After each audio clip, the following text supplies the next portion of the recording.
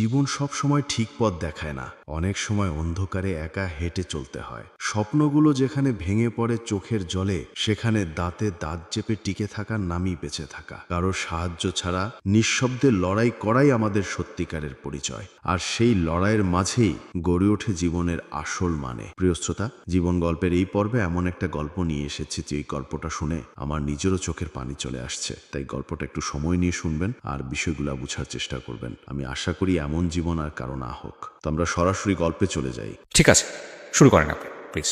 আসলে আমি একটা কথা বলতে চাই। আমি কাউকে কিছু বিশ্বাস করানোর জন্য এখানে আসি নাই। জাস্ট আমি আমার কথাগুলো কাউরে শেয়ার করতে পারতেছিলাম না, এর জন্যই আমার এখানে আসা। আর আপনাকে আমি শুনি তো, আপনার কাছে আসলে আমার সব কথাগুলো বলা। আর দর্শকরা যদি কথাগুলো শুই না আমার একটু প্রশ্নের উত্তর দিতে পারে, তাহলে আর আমার কিছু বলার থাকবে না। মানে আপনি অনেকগুলো প্রশ্ন আজকে নিয়ে এসেছেন, কিন্তু আপনার প্রশ্ন করার মতো কোনো মানুষ নেই, যে কারণে আজকে জীবন গল্পে এসেছেন। চলুন শুনি। ডিফারেন্ট একটা স্টোরি হবে প্রিয় শ্রোতা, শুরুতেই বলে রাখছি, অ্যান্ড কোয়াইট আনথিঙ্কেবল। ওকে, চলুন। আমার মনে আছে যেখান থেকে সেখান থেকে বলি। আমার ভাইয়ের সাথে ফার্স্ট মানে আমার যতটুকু মনে আছে, একটা ঈদ থেকে আমার মনে আছে। ঈদের দিন আমার কাছে 50 টাকার একটা নোট ছিল। তো আমার ভাইয়ের কাছে ভাইয়া 2 টাকা দিয়ে আমাকে বলতেছে, এই টাকাটা অনেক বেশি টাকা, 50 টাকাটা আমাকে দিয়ে দাও। পরে আমি দিয়ে দিলাম। তো ভাই ওই টাকাটা নিয়ে ঠিকই খরচ করে ফেলছে। আমি 2 টাকা নিয়েই ছিলাম। তো ও সবসময় আমাকে ঠকাইতো, অনেক বড় ছিল বাট আমাকে বোকা বানাইতো। তো ভাইয়া পড়াশোনা করতো, মেয়ে মানুষের মতো বাসায় সব কাজকর্ম আমার ভাইয়া করতো। আচ্ছা। আর আমি তো ছোট ছিলাম, যার কারণে আমি কোনো কাজ টাজ করতে পারতাম না। তো একদিন হয় কি যে আমার মামির যে মেয়েরা আছে, ওদের সবার বার্থডে পালন করা হয়। তো আমি অনেক কান্না করতাম যে আমার কেন হয় না। তারপর ওরা সবাই আম্মু আব্বু বলে ডাকতো, বাট আমি ডাকতে পারতাম না। এর জন্য আমার মনটা অনেক খারাপ হতো। তখন ভাইয়াকে বললে ভাইয়া কান্না করতো, বলতো আমি তোমার মা, আমি তোমার বাবা, আমি তোমার সব। আপনার ভাইয়ের সাথে আপনার বয়সের ডিফারেন্স কতটুকু ছিল? মানে অনেক। ভাইয়া তখন ম্যাট্রিক পরীক্ষা দেয় আর আমি তখন 5 থেকে 6 বছর বয়স হবে। ওকে, এইরকম বয়সের গ্যাপ। হ্যাঁ। ভাইয়াকে কিছু বলে যখন কান্না করতো, তো আমি ছোটোবেলা থেকে একটু অন্য মাইন্ডের মেয়ে ছিলাম, একটু অন্যরকম টাইপের ছিলাম। কারো কিছু দেখলে চাওয়া, কারো কিছু দেখলে হ্যাঁ মন চাইতো অনেক কিছু, কিন্তু আমি কাউকে বলতে পারতাম না, আর বললেও হয়তো পেতাম না। আমার ভাইয়াকে আমি একদিন শুধু বলছি যে ভাইয়া ওদের বার্থডে পালন করা হয়, আমার কেন হয় না, আমার কি জন্মদিন হয়নি? তো আমার ভাইয়া কী করলো, ওর কাছে টাকা ছিল না, লুকায়া মানে অনেকগুলো বাচ্চা পোলাপে নিয়ে মাঠে গেছে। মাঠে যায় একটা পাখি ধরছে, ধরা ভাইয়া জবা করছে। মানে এই দিনটা আমার জীবনে অনেক স্মরণীয়। ওই পাখিটা জবা করা 5 টাকাতে একটা কেক আনছে। তো মাঠের ভিতরে আমার বার্থডে পালন করছে, যার কারণে আমি জানি যে আগস্টের 22 তারিখ আমার বার্থডে। এরকম করে প্রতি বছরই মানে 2 বছর পর্যন্ত আমার জ্ঞান হওয়ার পরে আমার ভাই আমার সাথে ছিল। তারপর একদিন ভুল করে আমি মামির মানে ডাইনিং টেবিলের চেয়ারে বসি। তো আমার মামি আমাকে অনেক মারে যে ওখানে কেন বসলাম। তারপর আমার ভাইয়াও আমাকে ওখানে মারে। পরবর্তীতে ভাইয়া করে কি ছাগল নিয়ে মাঠে যায়। তখন ভাইয়া মাঠে যায়, আমাকে জড়াই ধরে অনেক কান্না করে যে আপু তোর অনেক লাগছে না, তুই রাগ করিস না, তুই বড় হ, আমি তোকে অনেক সুন্দর একটা বাড়ি করে দেবো, সেখানে অনেক চেয়ার টেবিল থাকবে, সেখানে তোকে কেউ মারবে না। আমি আর কিছু বলতাম না। আমি বুঝতাম যে কেমন যেন খারাপ লাগতো, বাট আমি কষ্ট জিনিসটা বুঝতাম না, আমার কান্নাও পাইতো না। এরকম করে ভাইয়া কোনো অন্যায় করলেই খুব মারতো আমার নানা নানি। আর মামিরা খুব বাজে বাজে কথা বলতো। দেখা যেত আমি গোসল করতে গেলে শ্যাম্পু নিয়ে নিতাম, তখন মামি অনেক বড় বড় কথা বলতো যে তোর বাবারই তো ঠিক নাই, তার মেয়ের আবার শ্যাম্পু লাগে নাকি। তো অনেক ধরনের কথা বলতো। তো এরকম করতে করতে একদিন শুক্রবারে আমার ভাইয়ের রেজাল্ট বের হয়েছে। ভাইয়া টিউশনি করতো মাঝে মাঝে, তো প্রতি সপ্তাহে অনেক বাচ্চাদের পড়াইতো। তো ওখান থেকেও দেখা যাচ্ছে আমার নানিকেই টাকা দিয়ে দিত, তারপর আমার জন্য হয়তো 2-4-10 টাকা হয়তো খরচ করতো এরকম। তো প্রতি বছর ঈদে মামারা জাকাত দান করতো, কুরবানি দিত, বাট আমাদের কারোর সামনে ফেস করতো না। তারা যখন ঘুরতে যাইতো আমাদের 2 ভাই বোনকে বাড়িতে রেখে বাড়ি থেকে তালা মারে রেখে চলে যেতো। সবাই মার্কেট করতো, অনেক দামি দামি পোশাক কিনতো। তো আমারও খুব ইচ্ছা করতো সেগুলো পরার জন্য।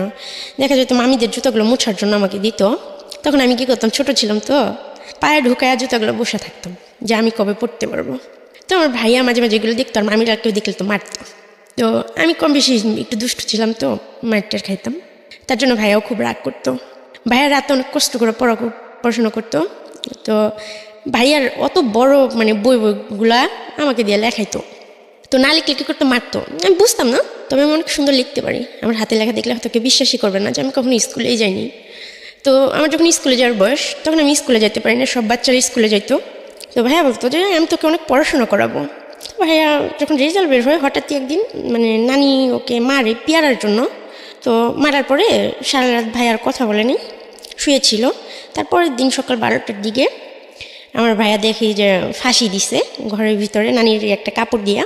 তো ফাঁসি দিছে, দরজাটা বাইরে থেকে লাগানো ছিল।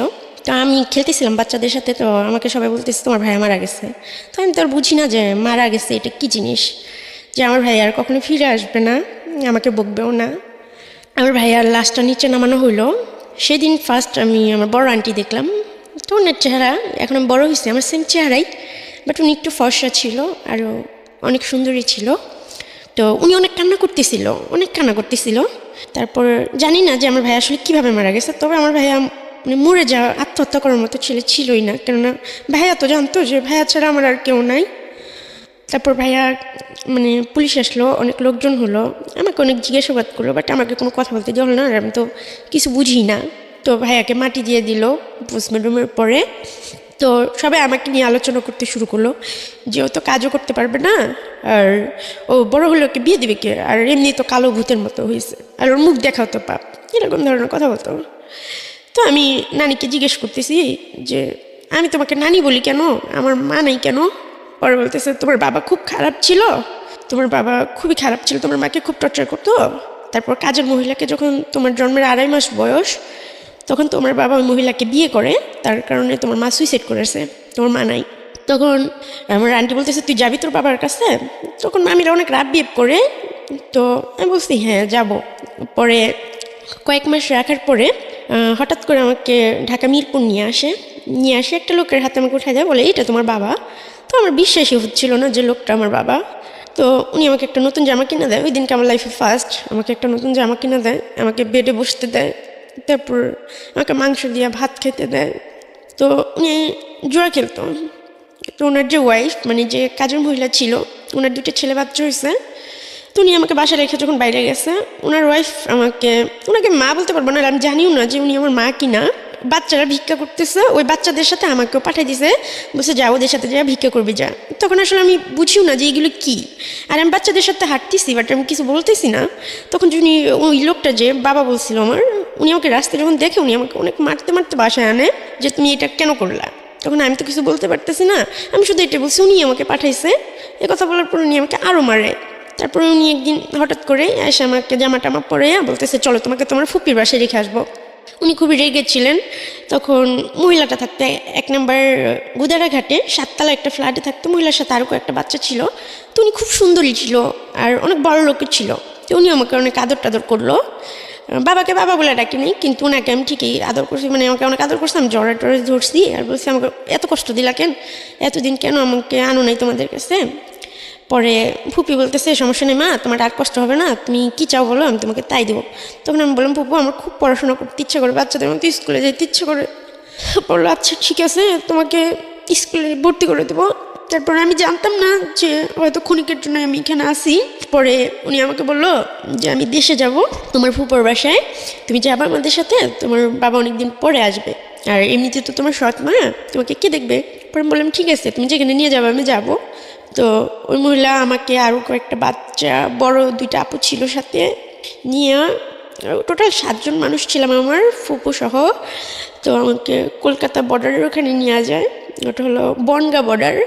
ওখানে নিয়ে যাওয়ার পরে যখন বনগাঁ বর্ডারে নৌকা করে পার হওয়ার পরে পুলিশে ধরার পরে বড় যারা ছিল তারা অনেকে চলে যায়, আমি আরও 2টা মেয়ে ছোট, ওরা পুলিশের কাছে, আমরা দৌড়াও নাই আর ওনাদের সাথে যাইতেও পারি না। আমি ফুপু বলে চিৎকার করতেছি, বাট উনি আমাকে নিয়ে যায়নি, উনি চলে গেছে।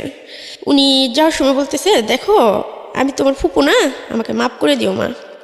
My goodness. পরে বলতেছে তোমার বাবা আমার কাছ থেকে 30,000 টাকা নিচ্ছে, আমার কিছু করার নেই, এটা আমার ব্যবসা, আমাকে মাফ করে দিও। আমি মানে অত বুঝি না, আর আমি অত কষ্টও পাইনি সেই মুহূর্তে, মানে রাগও হয়নি, কিছুই হয়নি। আমি পুলিশকে বলতেছি আমাকে আমার নানার বাসায় দিয়ে আসেন। বলতেছি ঠিক আছে তোমাকে দিয়ে আসা হবে, চলো তোমাকে এক জায়গায় থানায় নিয়ে যেতে হবে, থানায় নিয়ে গেলে তারপর তোমার অ্যাড্রেস বলবা, তোমার বাবা মা কে আছে তাকে ফোন করা হবে, তারা এসে তোমাকে পরের দিন নিয়ে যাবে। আজকে তো রাত হয়ে গেছে, আজকে তোমার এখানে থাকতেই হবে। ফার্স্টে আমাকে একটা হসপিটালে নিয়ে যায় আমার বয়েস মেডিকেল করানোর জন্য পুলিশগুলা।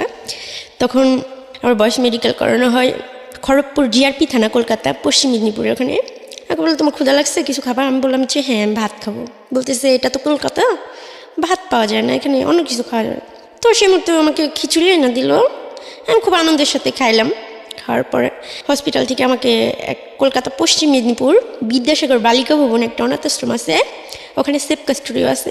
তো আমাকে অ্যাকচুয়ালি আসামি হিসেবে তারা দেখতেছে, বাট আমি সেই মুহূর্তে বুঝি নাই। তো সেখানে আমাকে নিয়ে যাওয়া হয়, নিয়ে অনেকগুলো বাচ্চাদের মাঝখানে আমাকে রেখে আসা হয়।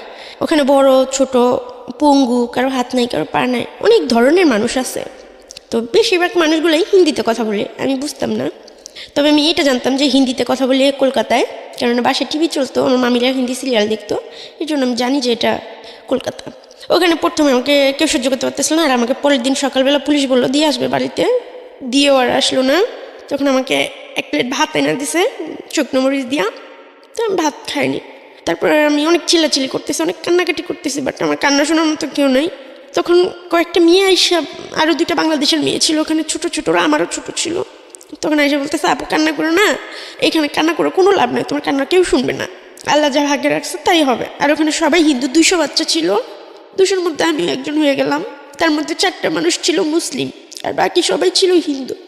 ওখানে একটু আজানের শব্দ শোনা যেত না, মুসলিমদের কথা মানে সব একটু অন্যরকম করতো, এই অবস্থায় মিশবি না, এটা করবি না, ওটা করবি না, খুব খারাপ ব্যবহার করতো। এরকম করতে করতে 1 মাস হয়ে যায়।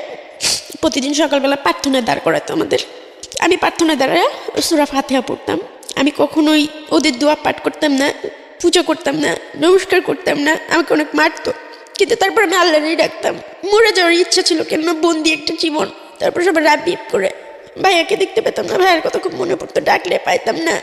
আস্তে আস্তে আমাকে একদিন কি করছে, আমি লুকায়া গেছি মানে মন্দির ঘরটায়, পরে একটা চেয়ার ছিল, একটা সাদা উন্না জোগাড় করছিলাম, করে আমি ফাঁসি দিয়ে ঝুলে গেছিলাম ভিতর থেকে দরজাটা আটকা। তখন 10 মিনিটের মতো দরজাটা ভাঙতে লাগছে, আমি ফাঁসিতে ঝুলেছিলাম একদম অনেকটা উপরে। আমার জীবনটা এত নিকৃষ্ট যে একদমই অবিশ্বাস্য যে আমি 10 মিনিটের মতো ফাঁসিতে ঝুলেছিলাম। আমার হাত পা সব অবশ হয়ে গেছিলো, আমার চোখ দিয়ে ব্লিডিং শুরু হয়ে গেছিলো, ব্লাডগুলো জমাট হয়ে গেছিলো। তো সবাই ভাবছিল আমি মারা গেছি, পোস্টমর্টমের জন্য নিয়ে যাওয়া হয়, কিন্তু তখন আমি জীবিত আছি। যখন ওখানে যাওয়ার পরে আমাকে যে মানে লাশ কাটে, সে বলতেছে যে মেয়েটা তো এখনো জীবিত আছে। তো উনি আবার আমাকে হসপিটালে পাঠায়, কিন্তু আমার চোখগুলো দেখে সবাই ভয় পায়, আর সবাই বলে এই রিক্স আমরা নিতে পারবো না, ওকে জেলখানায় দিয়ে দেন। তখন বলতেছে এতটুকু মেয়েকে তো জেলখানায় দেওয়া যাবে না। পরে খ্রিস্টান কিছু মহিলা ছিল সাদা শাড়ি পরে, ওই মহিলাগুলো আমাকে নিয়ে যায়, উনি আমাকে খুব আদর করে, পুতুল কিনে দেয়, তারপরে আমার সাথে গল্প করে, আমাকে জিজ্ঞেস করে আমি এটা কেন করলাম। তো তারপর ওনাদেরকে আমি বললাম যে আমি তো বাংলাদেশের মেয়ে, আমি বাংলাদেশে ফিরে যেতে চাই, আর আমি তো ইচ্ছে করে আসিনি, আর পুলিশ তো মানুষকে সাহায্য করে, তাহলে আমাকে কেন শাস্তি দিতেছে, আমাকে কেন একটা ঘরবন্দি করে রাখতেছে, আমি কি অন্যায় করছি, আমি কি খুন করছি, তাহলে আমাকে ফাঁসির অর্ডার দিয়ে দেন, আমি এই জীবন চাই না। বাচ্চাদের সবাইদের খেলতে দিত, বাট আমি বাংলাদেশের মেয়ে, তাই আমাকে বাইরে ছাড়তো না। যদি আমি পালাইয়া যাই, পালাবো যে সেই চিন্তাধারা বা সেই শক্তি সাহস তখন আমার মধ্যে ছিল না, বা আমি কখনো ভাবতেই পারি না যে আমি পালাই কোথায় যাব, কীভাবে যাব, আমার কাছে তো টাকা নেই। এরকম করতে করতে আরও কয়েক মাস কাটা যায়, অনেক কথা বলে আমার সাথে, রাইতে ঘুমায়, বাথরুমে গেলে আমার সাথে যায়, ওইখানে মেয়েগুলোর সাথে আমার বন্ধুত্ব হয়ে যায়। তখন একটা মেয়ের আমি বলতেছি, ও নেপালি, ওর নাম হচ্ছে শ্রাবণী। আমি বলতেছি আচ্ছা কীভাবে মরা যায় রে বলতো, আমার এই জীবনটা ভালো লাগে না। ও বলতেছে দোস্ত তুই হাতের রক্তটা কেটে দিবি, দেখবি তোর অটোমেটিক মৃত্যু হয়ে যাবে। তো আমি কি করি, আমার মানে ফার্স্ট ব্লেড দিয়ে আমি হাতে কাটি। তো প্রথম খুব আমার ভয় লাগে, ব্লেডটা হাতে নেওয়ার পর আমার পুরো শরীরটাই কাঁপে। যখন আমি আমার পিসের কথাগুলো, ব্লেডটা পান কোথায় আপনি? ওখানেই ছিল, মানে বড় মেয়েরা ইউজ করতো, বাথরুম থেকে আমি নিয়েছিলাম। আর আমার চিন্তাই ছিল যে আমি কীভাবে আত্মহত্যা করব, কীভাবে আমি নিজের জীবনটাকে শেষ করবো, আমি ভাইয়ের কাছে চলে যাব। কেন এত কষ্ট, মানে আমার আর ভালো লাগে না, ভাইয়াকে দেখতে পেতাম না, তো ভাই আর আসতো না।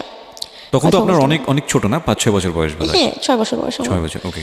আমি রাতের বেলায়, অনেক রাতে, যখন রাত 12টা-1টা বাজে, তো আমি বেডের নিচে ঢুকে ফার্স্ট একটা টান দিছি, কিন্তু আমার খুব ব্যথা করতেছে, আর পারতেছি না, আমি চিৎকার করতেছি, কান্না করতেছি। তারপর কি করছি, আমার পিছনের যে কথাগুলো আমি মনে করতেছি, তো ওই সব কিছু মনে যখন আমি করতেছি, তখন আমি হাতের রক কাটার জন্য আমি ইচ্ছা মতো আমার হাতটা কাটি। কাটতে কাটতে একটা পর্যায়ে আমার হাতের রকটাই কাটা যায়। কাটা যাওয়ার পরে আমি কাগজে লিখি, ওইখানে বাচ্চারা পড়াশোনা করতো, যে আমার মৃত্যুর জন্য কেউ দায়ী না, আমাকে সবাই মাফ করে দিবেন, আমার এরকম বন্দি জীবন ভালো লাগে না, আমি পড়াশোনা করতে চাই, কিন্তু আমাকে কেউ আদরও করে না, কেউ ভালোবাসে না, এর জন্য আমি আমার জীবনটা চাই না, আর আমার কেউ নাই, আমার একার জীবন চাই না। তো আমি এটা কাগজে লিখা আমি ছোটোবেলা থেকেই মানে ভাইয়া পড়তো তো, ভাইয়া আমাকে পড়াইতো, ওই আমার ভাইয়া আমাকে যতটুকু শিক্ষা দিছে অতটুকুই, এর বাইরে আমি কখনো স্কুলে যেতে পারিনি, যাওয়ার সুযোগ পাইনি। এভাবে আমার সারা রাত হাতে রক্ত ঝরে। পরে সকালবেলা হলো আমাকে হসপিটালে নেওয়া হয়, তো আমি খুবই ছোট ছিলাম তখন, মিডিয়া ফ্লাস হয়, তখন সাংবাদিক আসে আমার সামনে যে আমি কেন এইগুলো করছি, বা এর আগেও আমি সুইসাইড করতে চাইছি কেন। তখন আমি সাংবাদিককে বললাম যে আমি জজের কাছে যাইতে চাই, আমি কোর্টে যাইতে চাই, আমি জজকে কিছু কথা বলতে চাই, সে যদি আমার কথাগুলো বলে আমাকে আমার চাওয়াগুলো পূরণ করতে পারে তাহলে আমি এই ধরনের কিছু করব না। তখন জজের সামনে যে আমাকে দাঁড় করে নাও, তো আমাকে কাঠগড়ায় নিয়ে উঠাইলো না, আমাকে নিচে দাঁড় করায় দিল। তখন আমি জজকে বললাম যে জজ সাহেব, আপনি কি জীবনে কখনো ভুল করছেন, বা আপনি বুকে হাত দিয়ে বলেন তো আপনি কখনো ভুল করেন নাই। তখন জজ সাহেব বললো, না মা, আমরা সবাই ভুল করছি, প্রত্যেকটা মানুষের জীবন মানেই ভুল। তখন আমি বললাম তাহলে আমি কি ভুল করছি। তখন 1 বছর মতো হয়ে গেছে, 1-2 বছরের মতো হয়ে গেছে কলকাতায়। আচ্ছা, তো 2 বছরের পরে যখন আমি হাত কাটি, তারপর যখন ওখানে যাই, তো জজ সাহেব বললো, এখন তুমি কী চাও, তুমি বাংলাদেশে যাই কী করবা, কে আছে তোমার, আমি তো শুনছি তোমার কেউ নাই।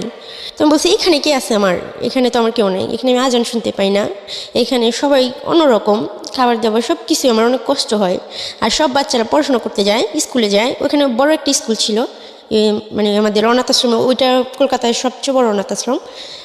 নাম মনে আছে? হ্যাঁ, কলকাতা পশ্চিম মেদিনীপুর বিদ্যাসাগর বালিকা ভবন, আর স্কুলের নাম হচ্ছে বিদ্যাসাগর হাই স্কুল। ওকে। তো ওটা সবাই চিনে, অনেক বড় স্কুল। তো আমি বলতেছি আমারও পড়াশোনা করে ইচ্ছা করে, আমাকে যে এখানে আপনি আটকে রাখছেন, আমি তো কোনো অপরাধ করে আসিনি, আমি তো ছোটো মানুষ, তাহলে যদি আমার ভুল হয়ে থাকে যে আমি বাংলাদেশের মানুষ, এটা যদি আমার ভুল হয়ে থাকে, আজ থেকে 10 বছর পরে আপনি আমাকে সাজা দিয়ে যখন ছাড়া দিবেন, তখন আমি কার কাছে যাব, কি করব, আমি পড়াশোনা ছাড়া পথ চলবো কী করে, বা আমার দায়িত্ব নেবে কে, বা 10 বছর পরে আমি কার কাছে যাব, কার কাছে যাবে বলবো যে আমাকে একটু জায়গা দাও, তখন আপনি কি আমার দায়িত্বটা নেবেন। তো জজ সাহেব বললো, দেখো তুমি এখানে থাকতে থাকতে হাতের কাজটা শিখো, তুমি যদি স্কুলে পড়তে চাও আমি তোমাকে স্কুলে পড়াবো, তোমাকে বিয়ে দিয়ে দেবো, তুমি হিন্দু ধর্ম গ্রহণ করে নাও, তোমাকে ভালো একটা ছেলে দেখে আমরা বিয়ে দিয়ে দিব, বাংলাদেশে তোমার ফিরে যাওয়ার দরকার নাই। আর তোমাকে যেভাবে ধরা হয়েছে বাংলাদেশে যাই তুমি কী করবো, আবার সে কষ্ট পাবো, আবার কেউ বিক্রি করে দেবো। তুমি বলছি সেটা যাই হোক, আমি দেশে যাই মাটি কেটে খাবো, বাসায় কাজ করে খাবো, কিন্তু আমি আমার দেশে ফিরে যেতে চাই। আসলে আমার মনে রাগ ছিল, যে লোকটা আমাকে ওইখানে পাঠাইছে ওই লোকটাকে খুন করার জন্য আমার বাংলাদেশে ফেরার নেশা ছিল, যে আমি এখানে আসবো একদিনের জন্য হলেও, এসে ওনাকে খুন করবো, তারপর পুলিশ আমাকে যা শাস্তি দেবে আমি মাথা পেতে নেবো। এবং সে লোকটা হচ্ছে আপনার বাবা? হ্যাঁ, আমি আসলে জানি না উনি আমার বাবা কিনা, যেটা সত্যি কথা। জজ বললো ঠিক আছে আজকে থেকে তোমাকে পড়তে দেওয়া হবে। তো আমি খুব খুশি হইলাম, আমাকে স্কুলে নিয়ে যাওয়া হলো, তবে পুলিশ গার্ড দিয়ে, 2টা পুলিশ আমার সাথে থাকতো সবসময়, কারণ আপনি যে কোনো মুহূর্তে সুইসাইড করতে পারেন বা পালিয়ে যেতে পারেন। হ্যাঁ হ্যাঁ, আমি বাংলাদেশের মেয়ে, এই জন্য। এখন বাচ্চাদের প্রতিদিন মাঠে ছাড়া হইতো, প্রায় 200 বাচ্চা। তো আমি যেদিন স্কুলে গেছি সেদিন থেকে বাচ্চাদের মানে খেলতে যাওয়া বন্ধ, যে তোমরা খেলতে যাও, রিপাও খেলতে যাবে। তো এখন আমি একটা মানুষ, মানে সে জায়গায় 200 মানুষ। তো আমি ওদের দিকে তাকায় দেখি সব বাচ্চার মন খারাপ। বাসায় মানে যখন আমরা হোমে ফিরি, মানে রুমে, তখন সবাই বই ছিটাছিটি করতেছে, তো ফালাই দিতেছে, এ বলতেছে স্কুলে যাবো না, চলো এই করবো না সেই করবো না, কোত্থেকে উঠে এসে জুড়ে বসছে। তো অনেকে অনেক ধরনের কমেন্ট করতেছে। তারপরের দিনও আমি স্কুলে গেছি, এইভাবে টানা 3 দিন আমি স্কুলে যাই। তো লাঞ্চ টাইমে আমাকে যেভাবে গার্ড দিয়ে রাখা হয়, এখন আমার জন্য ওরা একটা বন্দি জীবনে পড়ে গেছে, ওরা খেলতে পারে না আগের মতো, ছুটাছুটি করতে পারে না। তো আমি এতটা স্বার্থপর হইতে পারি নাই যে 200 বাচ্চার মুখের হাসি কেড়ে নেবো আমি একা। আমার খুব পড়াশোনা করার ইচ্ছে ছিল। ওই বাচ্চাগুলোর মুখের দিকে তাকে তখন আমি দেখলাম যে আমরা একার জন্য ওদেরকেও অনেক কষ্ট পাইতে হইতেছে। তো আমি বললাম, আমি আবার জজের কাছে গেলাম 7 দিন পরে, বললাম স্যার আপনি আমার আশা পূরণ করছেন, ঠিক আছে আমি স্কুলে যাই পড়বো না, তবে আমি এখানে থাইকে পড়বো, বাসায় আমি পড়বো, আমি যা শুধু যেদিন পরীক্ষা থাকবে সেদিন আমি পরীক্ষা দিব। পরে বললো কেন, তোমার সমস্যা কোথায়? আমি বলছি না, আমাকে চোরের মতো ওখানে নিয়ে যাওয়া হয়, চোরের মতো নিয়ে আসা হয়, সাথে আরও বাচ্চাদেরও কষ্ট দেওয়া হয়। ওরা যখন লাঞ্চ করতে বেরোতো আগে, তো আধা ঘন্টা খেলতো, আধা ঘন্টা ওরা খাওয়া দাওয়া করতো, অনেক মজা করতো, আমি জানলা দিয়ে এগুলো দেখতাম। বাট আমি যেদিন থেকে গেছি সেদিন থেকে সব বাচ্চাদের খেলাধুলো সব বন্ধ করে দিছে। পরে আমি ভাবলাম যে 10 জন মানুষের মুখের হাসির দিকে আমার একার কষ্ট অনেক ভালো। তো আমি সবসময় অনেক দিকে তাকানোর চেষ্টা করেছি যে আমার জন্য কেউ কষ্ট পায় কি না। তো তারপর যেদিন থেকে আমি স্কুল যাওয়া বন্ধ করছি, আবার ওদের খেলতে ছাড়ছে, তো তখন আমার খুব খুশি লাগছে যে যাই হোক এতগুলো বাচ্চা, ওদেরও তো বাবা মা নাই, অনেকের হাত নাই, অনেকের পা নাই, ওরা হাসতে পারতেছে, ওদের হাসি দেখে নিজের কষ্টটা ভুলে যেতাম আমি, যে আল্লাহ আমাকে অনেক সুস্থ রাখছে, হয়তো এটা আমার কোনো পাপের ফল। তারপর আমি ওখানে সেলাই হাতের কাজ শিখলাম। আস্তে আস্তে পড়ার দিকে আমার মনটা উঠে যায়। আমি অনেক সুন্দর হাতে সেলাই কাজ জানি, অনেক ডিজাইন করতে পারি। তখন আমাকে সবাই অনেক আদর করে, আস্তে আস্তে সবাই অনেক আপন করে নেয় আমাকে। পরে ওখানে 200 বাচ্চার মধ্যে মানে আমি যেটা বলতাম সেটাই হইতো। ওখানে যে অ্যাসিস্ট্যান্ট সুপারভাইজার ছিল ম্যাম কাকুলি দিদি ভাই, উনি আমাকে খুবই ভালোবাসত, ওনাকে আমি খুব মিস করি। কিন্তু অনেক দূরত্বের ফলে ওনার সাথে হয়তো কোনোদিন দেখা হবে না। দিদিভাই সত্যি আমি তোমাকে খুব মিস করি, তোর মধ্যে তো ভালো আমাকে কেউ বাসে না। তো ওখানে 8টা ম্যাম ছিল, ম্যামরা সবাই আমাকে অনেক আদর করতো আর বলতো রিপা পড়ো পড়ো, অন্যের জন্য কেন নিজের জীবন করবা। তখন ওনারা বারবার আমাকে বললো যে রিপা তুমি হিন্দু হয়ে যাও, কেন বুঝতেছো না, জীবনটা এত সহজ না, হিন্দু ধর্ম গ্রহণ করো, দেখবে তোমার ভালো একটা পরিবারের সাথে বিয়ে হবে, তুমি বাবা পাবা, মা পাবা, আত্মীয় পাবা, স্বজন পাবা। তখন আমি বলতেছি দেখেন এটা কোনো দিনই সম্ভব না। আমি যতটুকুই শুনছি ইসলাম সম্বন্ধে, আমি আমার নবী রাসূলকে আল্লাহ তাআলাকে অনেক ভালোবাসি, আমি কখনোই পারবো না এই কাজটা করতে। আমি সারা জীবন জেলের অন্ধকারে থাকলেও এটা পারবো না। ওখানে আমি শুধু এইটাই আবদার করি যে আমি আমার দেশে ফিরে যেতে চাই।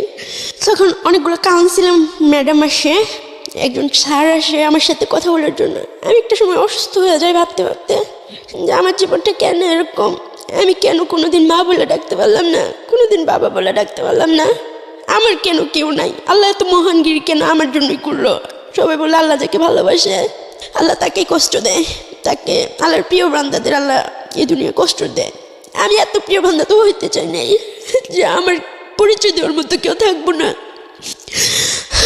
তারপর নবী রাসূলের কথা স্মরণ করে যখনই আমার কষ্ট হতো, ভাই আমাকে সবসময় একটা কথা বলতো যে আমরা শেষ নবীর উম্মত হইতে পারছি, আমরা অনেক ভাগ্যবান রে আপু, আমাদের জীবনে আর কিছু চাই না। আর তিনি অনাথ ছিল, তার বাবা মা ছিল না, তারপরে তার একটা পরিচয় ছিল, তাকে আদর করার মতো তার একটা চাচা ছিল, তাকে অনেক আদর করতো।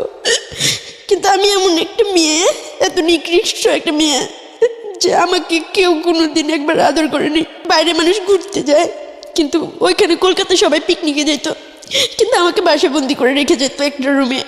তারপর আমার মামার বাড়িতেও সবাই ঈদে ঘুরতে যেত, আমাকে রান্নাঘরে বন্দি করে রেখে যেত। আমি কোনোদিন বাইরে যেয়ে ঘুরতে পারিনি। আমি কালো দেখে কেউ আমাকে ঘুরতে দিত না, পরিচয় দিত না, কেউ আমার সাথে বন্ধুত্ব করতো না। তারপর আমার কাছে কাউন্সিলর ম্যাডামরা আসে, তো মানসিকভাবে খুবই মানে অসুস্থ হয়ে যায়, অনেক প্রশ্ন আমার মনের ভিতর। তো আমার সাথে কথা এইভাবে কেউ বলে না, কেউ শুনে না, সময় যায় দিন যায়, আমার কথা বলার মতো কেউ নাই। তখন কাউন্সিলর ম্যাডাম আমাকে বলে, তখন আমি ম্যাডামকে বলি যে সবার বাবা মা সবার জন্য কত কিছু করে, আমি এতটাই বিচ্ছিরি দেখতে যে আমার বাবা মারা আমাকে দেখে একটু মায়া হলো না ম্যাম। তো আমাকে বলেন তো আমি কি পাপ করছিলাম এতটুকু বয়সে যে আমার 2.5 মাস বয়সে আমার বাবা একটা কাজের মহিলাকে বিয়ে করছে, তার জন্য সবাই আমাকে কেন দায়ী করলো। তারপর আমার ভাইয়াটা খুন হয়েছে বা মারা গেছে, সেটার জন্য আবার আমি কেন দায়ী ম্যাম। মানে মানুষ পাপ করার তো একটা বয়স লাগে, তো ওই বয়সে আমি আল্লাহর কাছে এমন কি পাপ করছিলাম যে পাপের জন্য আল্লাহ আমাকে এরকম ধরনের মানে এটাকে আমার দিকে মনে হয় যে আমার জন্য একটা শাস্তি, নয়তো কি আমি জানি না আপনাদের দৃষ্টিতে কি, আমার জন্য মনে হয় যে একটা শাস্তি। তো ম্যাম আমাকে ওই দিনকে বুঝায় বললো, দেখো সব বাবা মা সন্তানের জন্য করে, তাই না রিপা? তো তুমি মনে করো দুনিয়ায় প্রথম সন্তান, যে বাবা মার জন্য তুমি কিছু করতে পারতেছো, তোমার বাবা মা তোমাকে ছাড়া ভালো আছে, এতে কি তুমি খুশি না? কয়টা বাবা মা মানে ছেলে মেয়েদের কাছ থেকে সুখ পায়? সব বাবা মারা ছেলে মেয়েদের জন্য করে দেয়। তুমি মনে করো তোমার সুখের জন্য তারা তোমাকে অস্বীকার করে, তাদের নতুন লাইফ নিয়ে তারা অনেক সুখে আছে, তুমি মনে করো যে তোমার বাবা মাকে তুমি কিছু দিতে পারছো, তো তাদের উপর রাগ অভিমানটা ছেড়ে দিয়ে মানে তাদেরকে অভিশাপ দিও না। তুমি মনে করো তোমার বাবা মাকে অনেক কিছু দিয়েছো, তুমি যেটা তোমাকে দেওয়ার কথা ছিল, মার যেটা করার উচিত ছিল, সেটা তুমি মনে করো তোমার মা তোমার মেয়ে, সেটা মনে করো তুমি কষ্ট পাও না। যদি আমার মার জন্য আমি এরকম কিছু করার সুযোগ পাইতাম রিপা, আমি কখনো ছাড়তাম না। তো তখন আমার খুব ভালো লাগছে ম্যাডামের কথা শুনে, এতদিন পরে যে আমার মনে একটা রাগ ছিল, ঘৃণা ছিল। তখন আমি বলছি হ্যাঁ, শুধু পেতেই হবে তার তো কোনো মানে নেই, কারোর জন্য কিছু করতে পারলে। কিন্তু আপনি তো একটা জিনিস জানেন রিপা, যে আপনার মা ততদিনে মারা গেছেন, আপনাকে তো তাই বলা হয়েছে। হ্যাঁ হ্যাঁ হ্যাঁ। তো যে মা মারা গেছে তার প্রতি এত অভিযোগ আপনার কেন ছিল? উনি তো মারাই গেছেন। না, উনি তো সুইসাইড করছিল, এটা আমি জানতাম। সুইসাইড করেছিল? হ্যাঁ। কি কারণে সুইসাইড করেছিল? বাবা ওই যে কাজের মহিলাকে বিয়ে করছিল। আচ্ছা, এই কারণে সে সুইসাইড করে আপনাদেরকে রেখে, আপনার দুজনকে রেখে? ওকে। মানে এটা ম্যাডাম আর কি আমাকে বোঝাচ্ছে যে বাবা মা এরকম দিতে পারে বা এরকম দেয়, তুমি মনে করো যে তুমি সন্তান হয়ে বাবা মাকে কিছু দিছো, বা তোমার বাবা তোমার সাথে যেটা করছে একদমই ঠিক করে নাই, তারপরে তোমার সন্তান হিসেবে তাকে ক্ষমার দৃষ্টিতে দেখা উচিত। আজকে এই অনুষ্ঠানটা শেষ পর্যন্ত মায়েরা শুনবেন, এবং যেসব মেয়ে বা যেসব ছেলে জীবনে সুইসাইড করা, ছেলেদের বিষয়টা আসলে এখানে ও কীভাবে আসবে আমি জানি না, তবে যেসব মারা সুইসাইড করার মতো জায়গায় চলে যান সন্তান রাখার পরে, তাদের আজকের এই এপিসোডটা শোনা উচিত। এতক্ষণ পর্যন্ত এফোর হয়ে গিয়েছে অনেকেরই, ইভেন আমি বহুবার চোখের জল মুছেছি আমার। আমি শেষ পর্যন্ত সবাইকে বলবো যে ধৈর্য ধরে আজকের এই জীবন গল্পটা আপনারা শুনবেন আশা করি। রিপা বলুন প্লিজ। তারপর আমি খুশি হই ম্যাডামের কথা শুনে, এতদিন পরে আমার মনে একটু হালকা লাগে যে ঠিক আছে ফাইন। এতদিন একটা রাগ ছিল যে বাবাকে অনেক কিছু করব, উনি যদি আমার বাবা হয়ে থাকে ওনাকে আমি মেরে ফেলবো, আমি যেভাবে হোক বাংলাদেশে এসে, আমি তো ওনার বাসা চিনি, ওনার জায়গা চিনি, ওনাকে এসে আমি যেভাবে হোক খুন করে ফেলবো, তারপর আমার যা হবে। তো এরকম করতে করতে অনেকগুলো বছর কাটা যায়, আমার আর পড়াশোনা হয় না। মাঝে মাঝে আমি বইগুলো পড়তাম, এরকম পড়তে পড়তে ক্লাস 5-এর বই পর্যন্ত আমি বাসায় মানে ওই হোমে আইনা পড়তাম। তো ম্যাডামরা আমাকে পড়াইতো, তো আমার পড়ার দিকে মন ছিল না একটা সময়, যে সবাই স্কুলে যেয়ে পড়ে আমি যাইতে পারি না, বা এরকমভাবে আর আসলে হয় না, সবাই মজা করে বা আমি সেই জিনিসটা পাই না। পরে আমি হাতে সেলাই কাজটা শিখে আমি শাড়ি এমব্রয়ডারি করা দিই, অনেক ধরনের সেলাই কাজ করি আমি। তো আমাকে দিয়ে ম্যামরা সেলাই কাজ টাজ করে, পরে ম্যাডামরা বাসা থেকে খাবার রান্না আমাকে ভালো ভালো খাবার খাওয়াতো। আর সবাই আমাকে এটাই বুঝাইতো, রিপা হিন্দু ধর্ম গ্রহণ করো না, তোমাকে বিয়ে দিয়ে দিব, তোমার আর কোনো কষ্ট থাকবে না। কিন্তু আমি কখনো রাজি ছিলাম না, যেভাবে হোক আমি আমার বাংলাদেশে ফিরে আসতে চাইতেছিলাম। তো এরকম করতে করতে 2014 সাল পর্যন্ত আমি ওখানে থাকি। 2015 সালের ডিসেম্বর মাসের 19 তারিখ পর্যন্ত আমি কলকাতায় ছিলাম। তো হঠাৎ একদিন ম্যাম আমাকে ডাকে বলতেছে, রিপা তোমার 2015 সাল পর্যন্ত? হ্যাঁ, ওকে। 15 সালের ডিসেম্বর মাসের 19 তারিখ পর্যন্ত আমি, মানে 4 বছর আগের ঘটনা এটা প্রিয় শ্রোতা। ও বাংলাদেশে, তার মানে হিসাব যদি করি আমরা মাত্র 4 বছর আগে ব্যাক করেছে, এবং ওর বয়স যদি 22-23 হয়ে থাকে তাহলে আপনি একটু হিসাব করে নেবেন যে 6 বছরে হলো ও পাচার হয়ে যায়, এবং ওর বাবা ওকে বিক্রি করে দেয় ওর কথা অনুসারে 30,000 টাকা দিয়ে, এবং সেই হিসেবে ওর হোমে থাকার বয়স কম করে হলেও 12 থেকে 13 বছর হিসাবে, তো সেরকমই বলে। হ্যাঁ, এবং এই 12 থেকে 13 বছর হচ্ছে ওর হোম জীবনের গল্পটা, সবচেয়ে ইম্পর্টেন্ট গল্প। হ্যাঁ বলেন। তারপর ওখান থেকে আমাকে বলা হয় যে রিপা তোমাকে বাংলাদেশে যাওয়ার অর্ডার আসছে, আমার সাথে আরও 4টা মেয়ে আসতে পারে বাংলাদেশে। কিভাবে এটা হঠাৎ করে আপনি এটা পেলেন? মানে ওই যে আমি যে বারবার সুইসাইড করতে চাইতাম, ও, আর মানে এরপর মিডিয়া, আপনি বেশ কয়েকবার ট্রাই করছেন সুইসাইড করার জন্য? 2বার ট্রাই করছি, একবার আমি ফাঁসি দিছি, একবার আমার হাতে রক কেটে ফেলছি। ওই যে দুটো গল্প বললেন ওটাই? তারপর? তো তারপর আমি না খেয়ে থাকতাম, মাঝে মাঝেই অনেক জিদ করতাম যে আমাকে সবাই মারো, আমাকে মেরে ফেলো, অনেক ঝগড়াঝাটি করতাম। তো সবাই একটা পর্যায়ে আমাকে অনেক ভালোবাসে দিয়ে মানে ভরায় রাখতো। আর যখন আমি প্রথম যাই তখন সবাই খুব দূর দূর করতো, এই শহরে এখানে আসবে না, এখানে আসা নিষেধ, এটা ম্যাডামের রুম আসবে না, এই সেই টিভি রুমে আসবে না, এই ওই মুসলিম, ওর সাথে কথা বলিস না, এরকম ধরনের কথা বলতো। তো যখন আমি হাতে কাজ শিখি, তারপরে আমি সবার সাথে গল্প করি, সবার সাথে কথা বলি, সবাই আমাকে অনেক আদর করে নিজের সন্তানের মতো। 8 জন স্টাফ ছিল, 8 জনের মধ্যে 8 জনই আমাকে ভালোবাসত। আর আমি পুতুল নিয়ে খেলতাম, তো দিদিভাইরা আমাকে পুতুল আয়না দিত, আমাকে একটা ডায়েরি এনে দিছিল। দিদিভাইয়ের কথা আমি কোনোদিন ভুলবো না, দিদিভাই আমাকে অনেক আদর করতো। আমার কাকলি দিদিভাই আর কয়েকটা ফ্রেন্ড ছিল, আমার একটা দিদি ছিল, মানে ওখানে দিদি মানে বড় আপুকে বলা হয়তো। তো সবাই অনেক আদর করতো। পরে আমি বারবার জজের কাছে যাওয়ার চেষ্টা করি, ওখানে মাঝে মাঝে সাংবাদিক আসতো বাচ্চাদের জিজ্ঞাসাবাদ করার জন্য, তাদের খাওয়া দাওয়া কেমন হচ্ছে, তাদের রান্না কেমন হয়, এই সেই অনেক কিছু বলতো। তো আমাদের হোমের রান্না অনেক বাজে হইতো, তো কেউ কিছু বলার সাহস পেতো না, কেননা মারবে, হয়তো হোম থেকে বের করে দিবে। কিন্তু আমার তো মৃত্যুর ভয় ছিল না, যার কারণে আমি সবার উপরে যে সবসময় তর্ক করতাম। একদিনকে সাংবাদিকদের আমি বলতেছি যে আপনারা আমাদের সাথে বসে এক বেলা যদি ভাত খান তাহলে আমাদের আর কিছু বলার থাকবে না। তখন বললো, কেন এই কথা কেন বললা? আমি কই, হ্যাঁ এখানে খুবই ভালো খাবার দেওয়া হয় তো সেই জন্য। তখন ওনারা রাজি হলো। তো খাবারগুলো যখন আমি বলছি হঠাৎ করে মানে এটা হবে, আপনারা বলে কই আসবেন, ভালো করে রান্না হবে বা খারাপ করে রান্না হবে আপনাদের জন্য, এটা তো হবে না, আমাদের সাথে বসে খেতে হবে। তো আমার কথাটা ওখানে স্মরণীয় হয়ে গেছে, পুরো কলকাতার মানুষই বোধহয় আমার নামটা চেনা হয়ে গেছে যে রিপা নামের কোনো একটা মেয়ে এই অনাথ আশ্রমে ছিল। ওই মিডিয়ার লোকজন আসে আমাদের খাবারগুলো দেখে, তারা কেউ খাইতে পারে না। তারপরে ওখানে ক্যামেরা লাগানোর ব্যবস্থা হয় ভিতরে, হল রুমে, ডাইনিং রুমে। তারপর রান্নার জন্য ওখানে বাচ্চারা রান্না করতাম, আমরা সবাই মিলে 200 মেয়ের রান্না, 7 জন করে রান্না করতাম, ফ্লোর মুছতাম, তারপরে অনেক কিছু করতাম। তো তারপর বা হয়তো অনেক কিছু মেপে টেপে দেওয়া হতো, বা খাবার টাবার অনেক বাজে হতো। পরে ওই ক্যামেরা লাগানোর ব্যবস্থা হলো, রান্নার জন্য কুক দেওয়া হলো। সেটা কিন্তু আমি বলবো না আমার জন্য, বাট আমি চেষ্টা করছি, কেননা আমার মায়ের খাওয়ারও ভয় ছিল না, মৃত্যুরও ভয় ছিল না, বা আমাকে বের করে দিবে, আমি তো চাই আমাকে বের করে দিবে, যার কারণে এই কথাগুলো বলার সাহস আমি পাইতাম।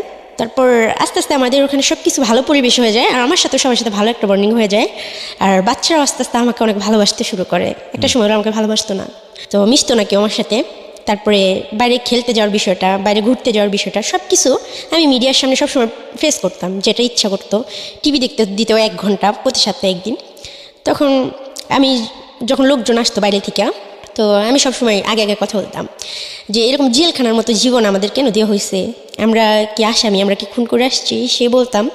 তো বলতো যে কী কী সমস্যা, আমাকে বারবার মানে কয়েকবার না হলেও 8-10 বার কোর্টে নিয়ে যাওয়া হয়েছে আমার ইচ্ছাগুলো শোনার জন্য, বা আমি সুইসাইড করতে চাই। ওখানে বাচ্চাদের অনেক মূল্যায়ন করা হয়, একটা বাচ্চা যদি মারা যায় তাহলে প্রতিপক্ষ দায়ী। তারপরে আর ওই হোমটা সত্যি যারা জানেন, যারা শুনছেন, তারা বুঝতে পারবেন যে ওই হোমটা আসলে কীরকম। আর বিদ্যাসাগরের নাম করাই আমাদেরকে টিভি দেখে প্রতিদিনই দেখতে দেওয়া হলো, খাবার দাবার ভালো ব্যবস্থা হলো। এরকম করতে করতে দেখতেছে যে ম্যামরা দেখতেছে যে রিপা যা শুরু করছে, মানে পুরো হোমটাকে আমি চেঞ্জ করে দিয়েছিলাম। সেটা শুধু আমার মৃত্যুর ভয় ছিল না, মায়ের খাওয়ার ভয় ছিল না, সেই জন্য আমি পারছিলাম। তো আমার জন্য একটা সময় বাচ্চারা অনেক স্বাধীনতা পাইছে, ওরা নাচের প্রোগ্রাম করতে এই করতো সে করতো, কিন্তু আমি যাইতে পারতাম না ওদের সাথে। তারপর ওরা খুশি হয়ে যখন ফিরে আসতো, সবাই আমার জন্য অনেক গিফট নিয়ে আসতো, আমাকে সবাই খুব ভালোবাসতো, দিদি ভাইরাও খুব ভালোবাসতো। তারপর আস্তে আস্তে হোমের পরিবেশটা চেঞ্জ হয়, আর আমার এসব জন্য থাকতে থাকতে হঠাৎ হঠাৎ আমার মন মেজাজ খারাপ হয়ে যেত।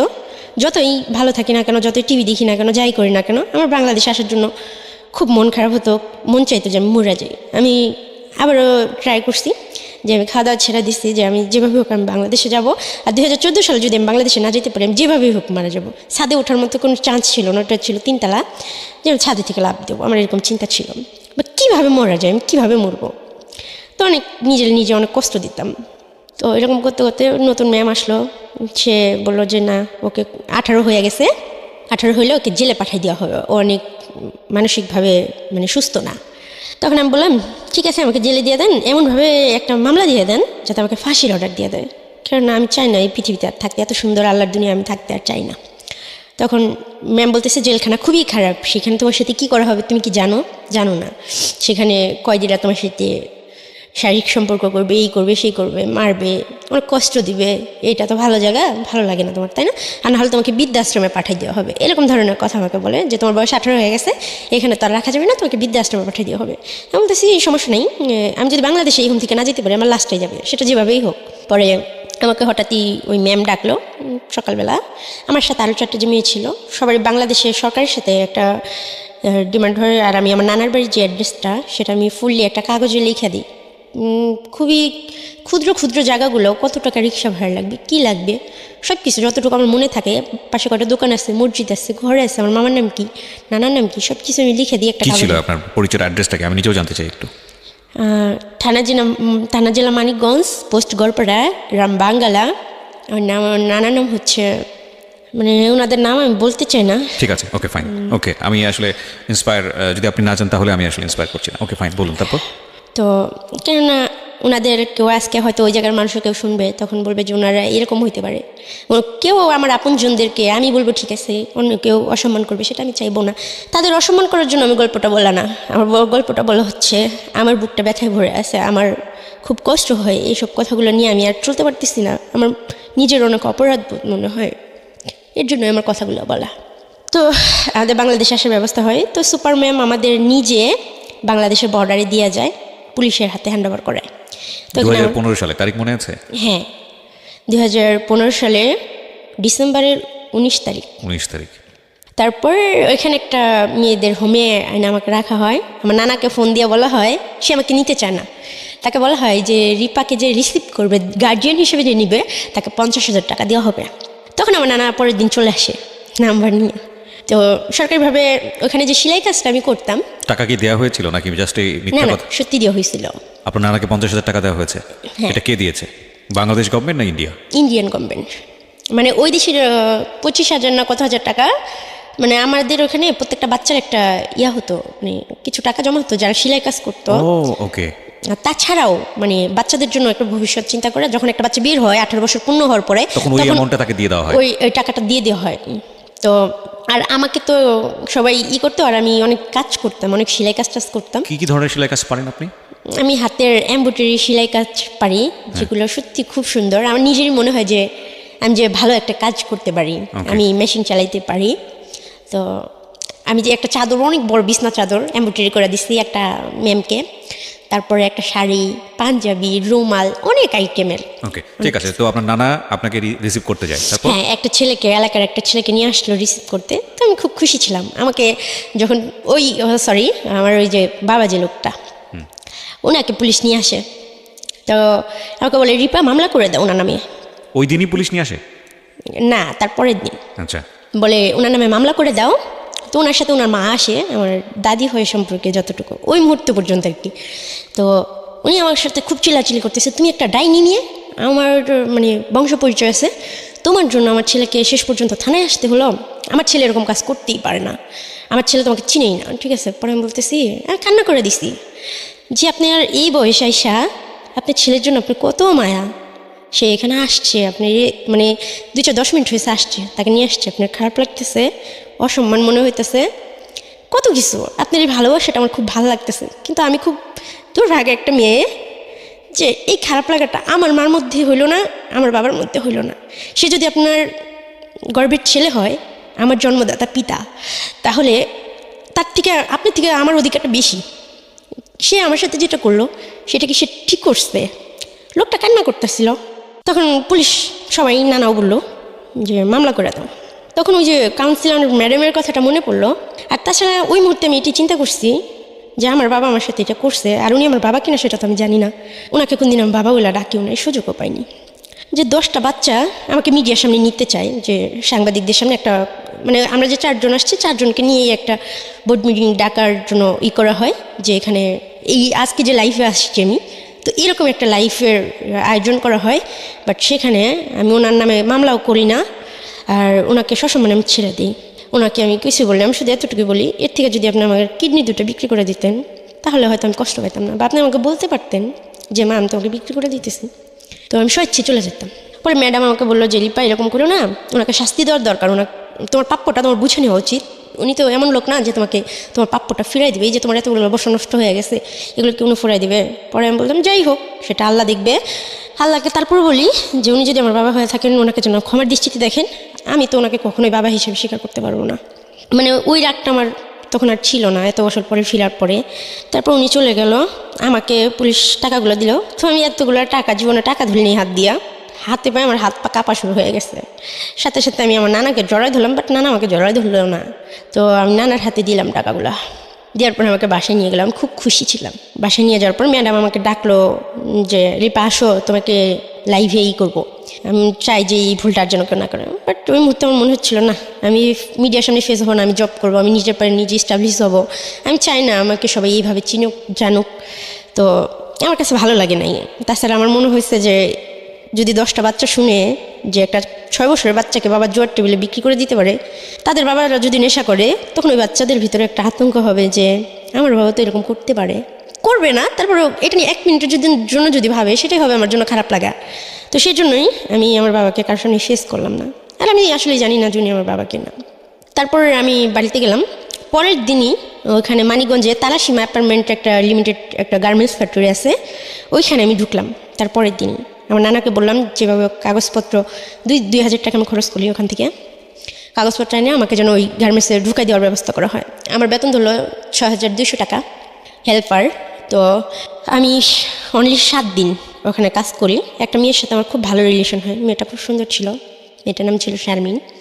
মেয়েটা ওখানে অপারেটর ছিল, ওর হেল্পার ছিলাম আমি। ও আমাকে কাজ শিখাইতো, প্রতিদিন লাঞ্চ টাইমে মেশিনগুলো ওপেন থাকতো। তো আমি খুবই আগ্রহ নিয়ে 10 থেকে 15 দিনের ভিতরে আমি বারটেক মেশিনের অপারেটর হই। তারপরের মাসে আমার স্যালারি বাইরে যায়। 1 মাসের মতো আমি ওখানে জব করি। তারপরের মাসে হয় মানে মাসের অর্ধেক, তখন আমার বড় আন্টি আবার আসে আমার মামার বাড়িতে। আসার পরে উনি, তার আগে হয় কি যে আমার খালাতো ভাই আছে, ও আমাকে ডাকে একটা কথা বলার জন্য। তো বাসার সবার সামনে ওরা আমার সাথে খুব খারাপ বিহেভ করে, কেন ওরা আব্বু আম্মু এটা পছন্দ করে না, আমার মামা মামিরা পছন্দ করে না তাদের বাচ্চা আমার সাথে মিশো। বাট ও আমার সাথে বাইরে দেখা করে, ফোন করে, পরে বলে যে আপু তোমাকে আমাকে একটু কথা বলার আছে, তুমি তো জানো তোমার মা মারা গেছে, কিন্তু তোমার মা না মারা যায়নি, আমাদের বড় আন্টি আছে না, উনি তোমার মা হয়। তুমি যখন হারাই গেছিলা, খোঁজখবর ছিল না, তখন উনি অনেক কান্না করছে। উনি বলছে যে আমার ছেলেটাও মরে গেল কালে, আমার মেয়েটাও এইভাবে হারাই গেল তোমাদের জন্য, আমার মেয়েটাকে দেখে রাখতে পারলাম না, এইভাবে কান্না করছে। এটা আমি শুনছি। কি বলেন? হ্যাঁ, তো যে আম্মু আমার কাছে, আমার 4 বছর বয়সে আমার জ্ঞান অনুসারে মানে মারা গেছে সুইসাইড করে, সে আমার কাছে 2015 সালে আবারও ফিরে আসলো, বাট সে আমার মা হিসেবে ফিরে আসে নাই। দাঁড়ান একটু পজ নিচ্ছি, কজ ওভারলোডেড হয়ে যাচ্ছে আসলে। মানে আমি অনেক দিন পরে এরকম স্পিচলেস অবস্থায় কোনো স্টোরি আমি শুনছি যেখানে আমার ইন্টারাকশন জিরো। আমি কথা বলতেই চাই না, কজ আমি আপনাদের এই ফ্লোটা নষ্ট করতে চাই না। কিন্তু আমার একটা কোয়েরি, যেটা আমার মনে হয় আমার লিসনারদেরও কোয়েরি, সেটা হলো যে আপনাকে বলা হয়েছে আপনার মা সুইসাইড করে মারা গেছে, আবার বাবার প্রেজেন্সও ছিল এখানে। এতদিন পরে আপনি যেটা জানলেন যে আপনার বড় আন্টি যে পরিচয়টা দেয় সে হচ্ছে আপনার মা, এটা আপনাকে বললো আপনার এক কাজিন? না, আমার খালাতো ভাই। ও তো কাজিনই হয়। তাহলে খালাতো ভাই আপনাকে বললো, তারপরে আপনি এটাকে সত্য না মিথ্যা আপনি যাচাই করেননি বিষয়টা? 100%। কি করলেন আপনি? স্টেপ বাই স্টেপ জান প্লিজ। আমি আমার নানার সাথে কথা বললাম যে নানা উনি কি আমার মা হয়? বলতেছে না, এইসব কথা তোমাকে কে বলছে? তো আমি অনেক খুশি ছিলাম, ওনার কথা মনে করলে আমার সত্যি খুব খুশি লাগে। তো আমার মা এত সুন্দর, উনি আমার মা, মানে এরকম ভাবতেছে। আপনি বড় আন্টি হিসেবে জানেন? হ্যাঁ, ওনার একটা ছেলে আছে, তো ওনার ছেলের নাম হচ্ছে রাফি। ওনার বিয়ে হয়েছে খুব ভালো পরিবারে, তো সেখানে নাকি বলা হয়েছিল যে সে আনম্যারিড। আর আমরা যে তার হাজব্যান্ড অনেক ভালো, যার কারণে একটা ছেলে অবশ্যই তো বুঝতে পারে যে একটা মহিলার যদি 2টা বাচ্চা হয় সে অবশ্যই বিয়ের পর বুঝতে পারবে, যতই সে তাকে বলা হোক আনম্যারিড। বাট সে অনেক সুন্দরী ছিল, শিক্ষিত ছিল। আর আমাকে হয়তো জানি না এইসব বিষয়, তাদের ঘরের বিষয় কী কথা হয়েছে, কি হয়েছে না হয়েছে, বা সে আসলেই কতটা ফেস করছে আমি আসলে জানি না। তাই তার সম্বন্ধে আমার কখনো রাগ ঘর কোনো প্রশ্ন আসে নাই একটা দিক থেকে, যে যেভাবেই হোক তার বাবা মারটা খাইছি পড়ছি, বা আমরা 2টা ভাই বোনে তার বাবা মার কাছে ছিলাম। আমার যে দাদা দাদির যেটা করার ছিল সেটা সে করে না। আমার বাবার প্রতি আমার অনেক অভিযোগ ছিল, কিন্তু আমার মার প্রতি আমার কোনো দোষ দেওয়ার ছিল না। যে সে স্বীকৃতি না দিল, তার বাবা মাই তো আমাকে পরিচয় দিছে বা রাখছে। একটা মুরগির বাচ্চা পালাও অনেক কষ্ট, সেই ক্ষেত্রে একটা মানুষের বাচ্চা পালা যে কত কষ্ট, আর 2.5 মাস বয়স থেকে, সেটা আমি মিন করতাম। আমি সবসময় সব কিছু নিয়ে অনেক ভাবি, তো এইসব ভাবে আমি কিছু বলিনি না। কিন্তু আপনাকে তো সামহাও ফাইন্ড আউট করতে হবে যে রিজনটা আসলে কি ছিল, বা আপনার বড় আন্টিকে হলেও তো আপনার কোশ্চেন করার কথা। আপনি কি করলেন? হ্যাঁ, তো আমি কোশ্চিন করবো কি, উনি যেদিন আসছে ওই দিন রাতের বেলা আমাকে রুমে ডাকছে। তো আমি ভাবছি ওই যে ভাইয়া বলছে অনেক কান্না করছিল, দেখো রিপা তুমি তো, আমি ভাবছি আমাকে মেয়ে হিসেবেই বলবে।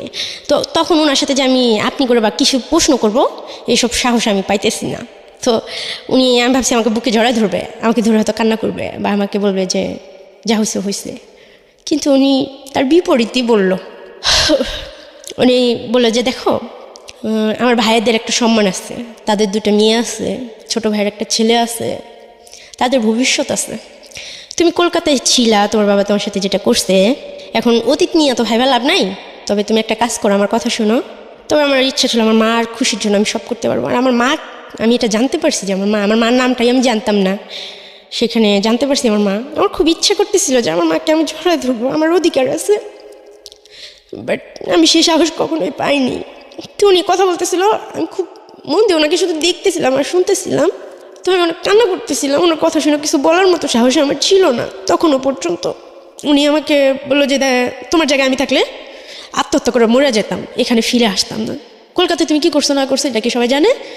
সবাই জানে যে তুমি বাজে কোনো কিছুই করছো। এখন আমার ভাইয়ের মেয়েদের ভবিষ্যৎ নিয়ে টানাটানি, তুমি কি চাও যে তোমার ভাইকে পাইলে আমাদের ভুল হয়েছে, তোমরা সারাটা জীবন আমাদের কাছ থেকে শুধু নিবাই? তুমি নিজে কিছু করো, তুমি যখন চাকরি করতেছো ঢাকা চলে যাও, ঢাকা চাকরির অভাব নাই, ঢাকায় থাকার জায়গার অভাব হবে না। কিন্তু আমি তো বাংলাদেশটাকে চিনতামই না, জানতামই না, আমি তো পড়াশোনাও করিনি, আমার তো আপন কেউ ছিল না। তখন আমি তাকে বলছিলাম যে দেখেন আমার তো ঢাকাটার মধ্যে কোনো আইডিয়া নাই, আমি তো চিনি না, আমি কার কাছে যাব, আপনি একটু বোঝার চেষ্টা করেন। ওখানে আমি টাকা দিয়েই থাকতাম নানার কাছে, প্রতি মাসে আমি 7,000 টাকা স্যালারি পেতাম, প্রথম মাসের বেতন পেয়ে আমি নানির হাতে দিয়ে দিই, আমি সবার জন্য কেনাকাটা করি। তো টাকা খুব অল্প ছিল, তো আমার খালাতো ভাইয়ের জন্য আমি একটা পাঞ্জাবি কিনি, সবার জন্য অল্প অল্প আমি যা পারি আমার নানির হাতে দিয়ে কিনাই।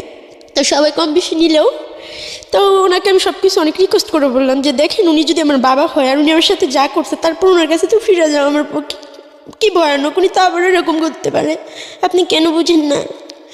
পরে উনি কিছুতেই আমার কথা শুনতেছিল না। তখন ওনার সাথে আমি খুব রাগ বিহেভ করি যে আমি কিন্তু সত্যিটা জানি, আপনার গর্ভের থেকে আমি হইছি না, আপনি হয় আমাকে বিষ খাওয়া মেরা ফেলান, নাহলে আপনি গর্বে আমাকে আবার নিয়ে নেন, আপনি পেটের মধ্যে ঢুকে যাবো, আমি আপনাকে মেরে ফেলবো, এরকম ধরনের কথা বলি।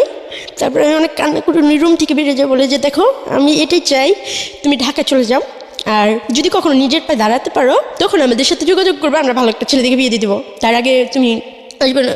তখন আমি বলছি যে আপনি যে আমার মা, এটা আপনি স্বীকার করেন না, বুঝতেছো? তুমি কী করো হাও এটা, তোমাকে তুমি নিজের দিকে তাকা দেখো তো, তুমি আমার মেয়ে, আমার শুধু একটা ছেলেই আছে, আমার কোনো মেয়ে নেই, আর তোমার মা আমি কেন হবো?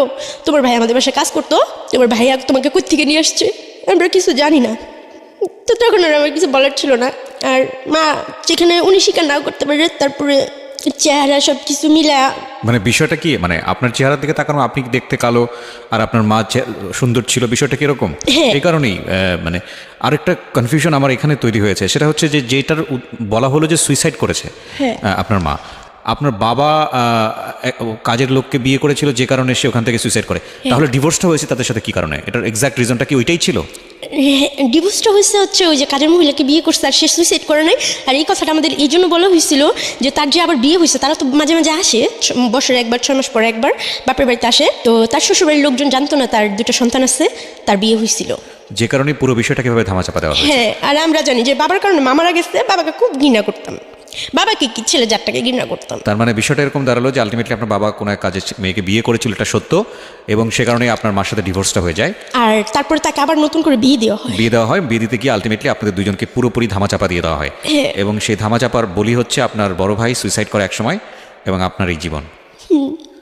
আমি দ্ব্যর্থহীন কণ্ঠে বলছি, this is the story that I have ever listen in my life, I don't want to anymore, because আমি আসলে এই ধরনের স্টোরি আর শুনতে চাই না।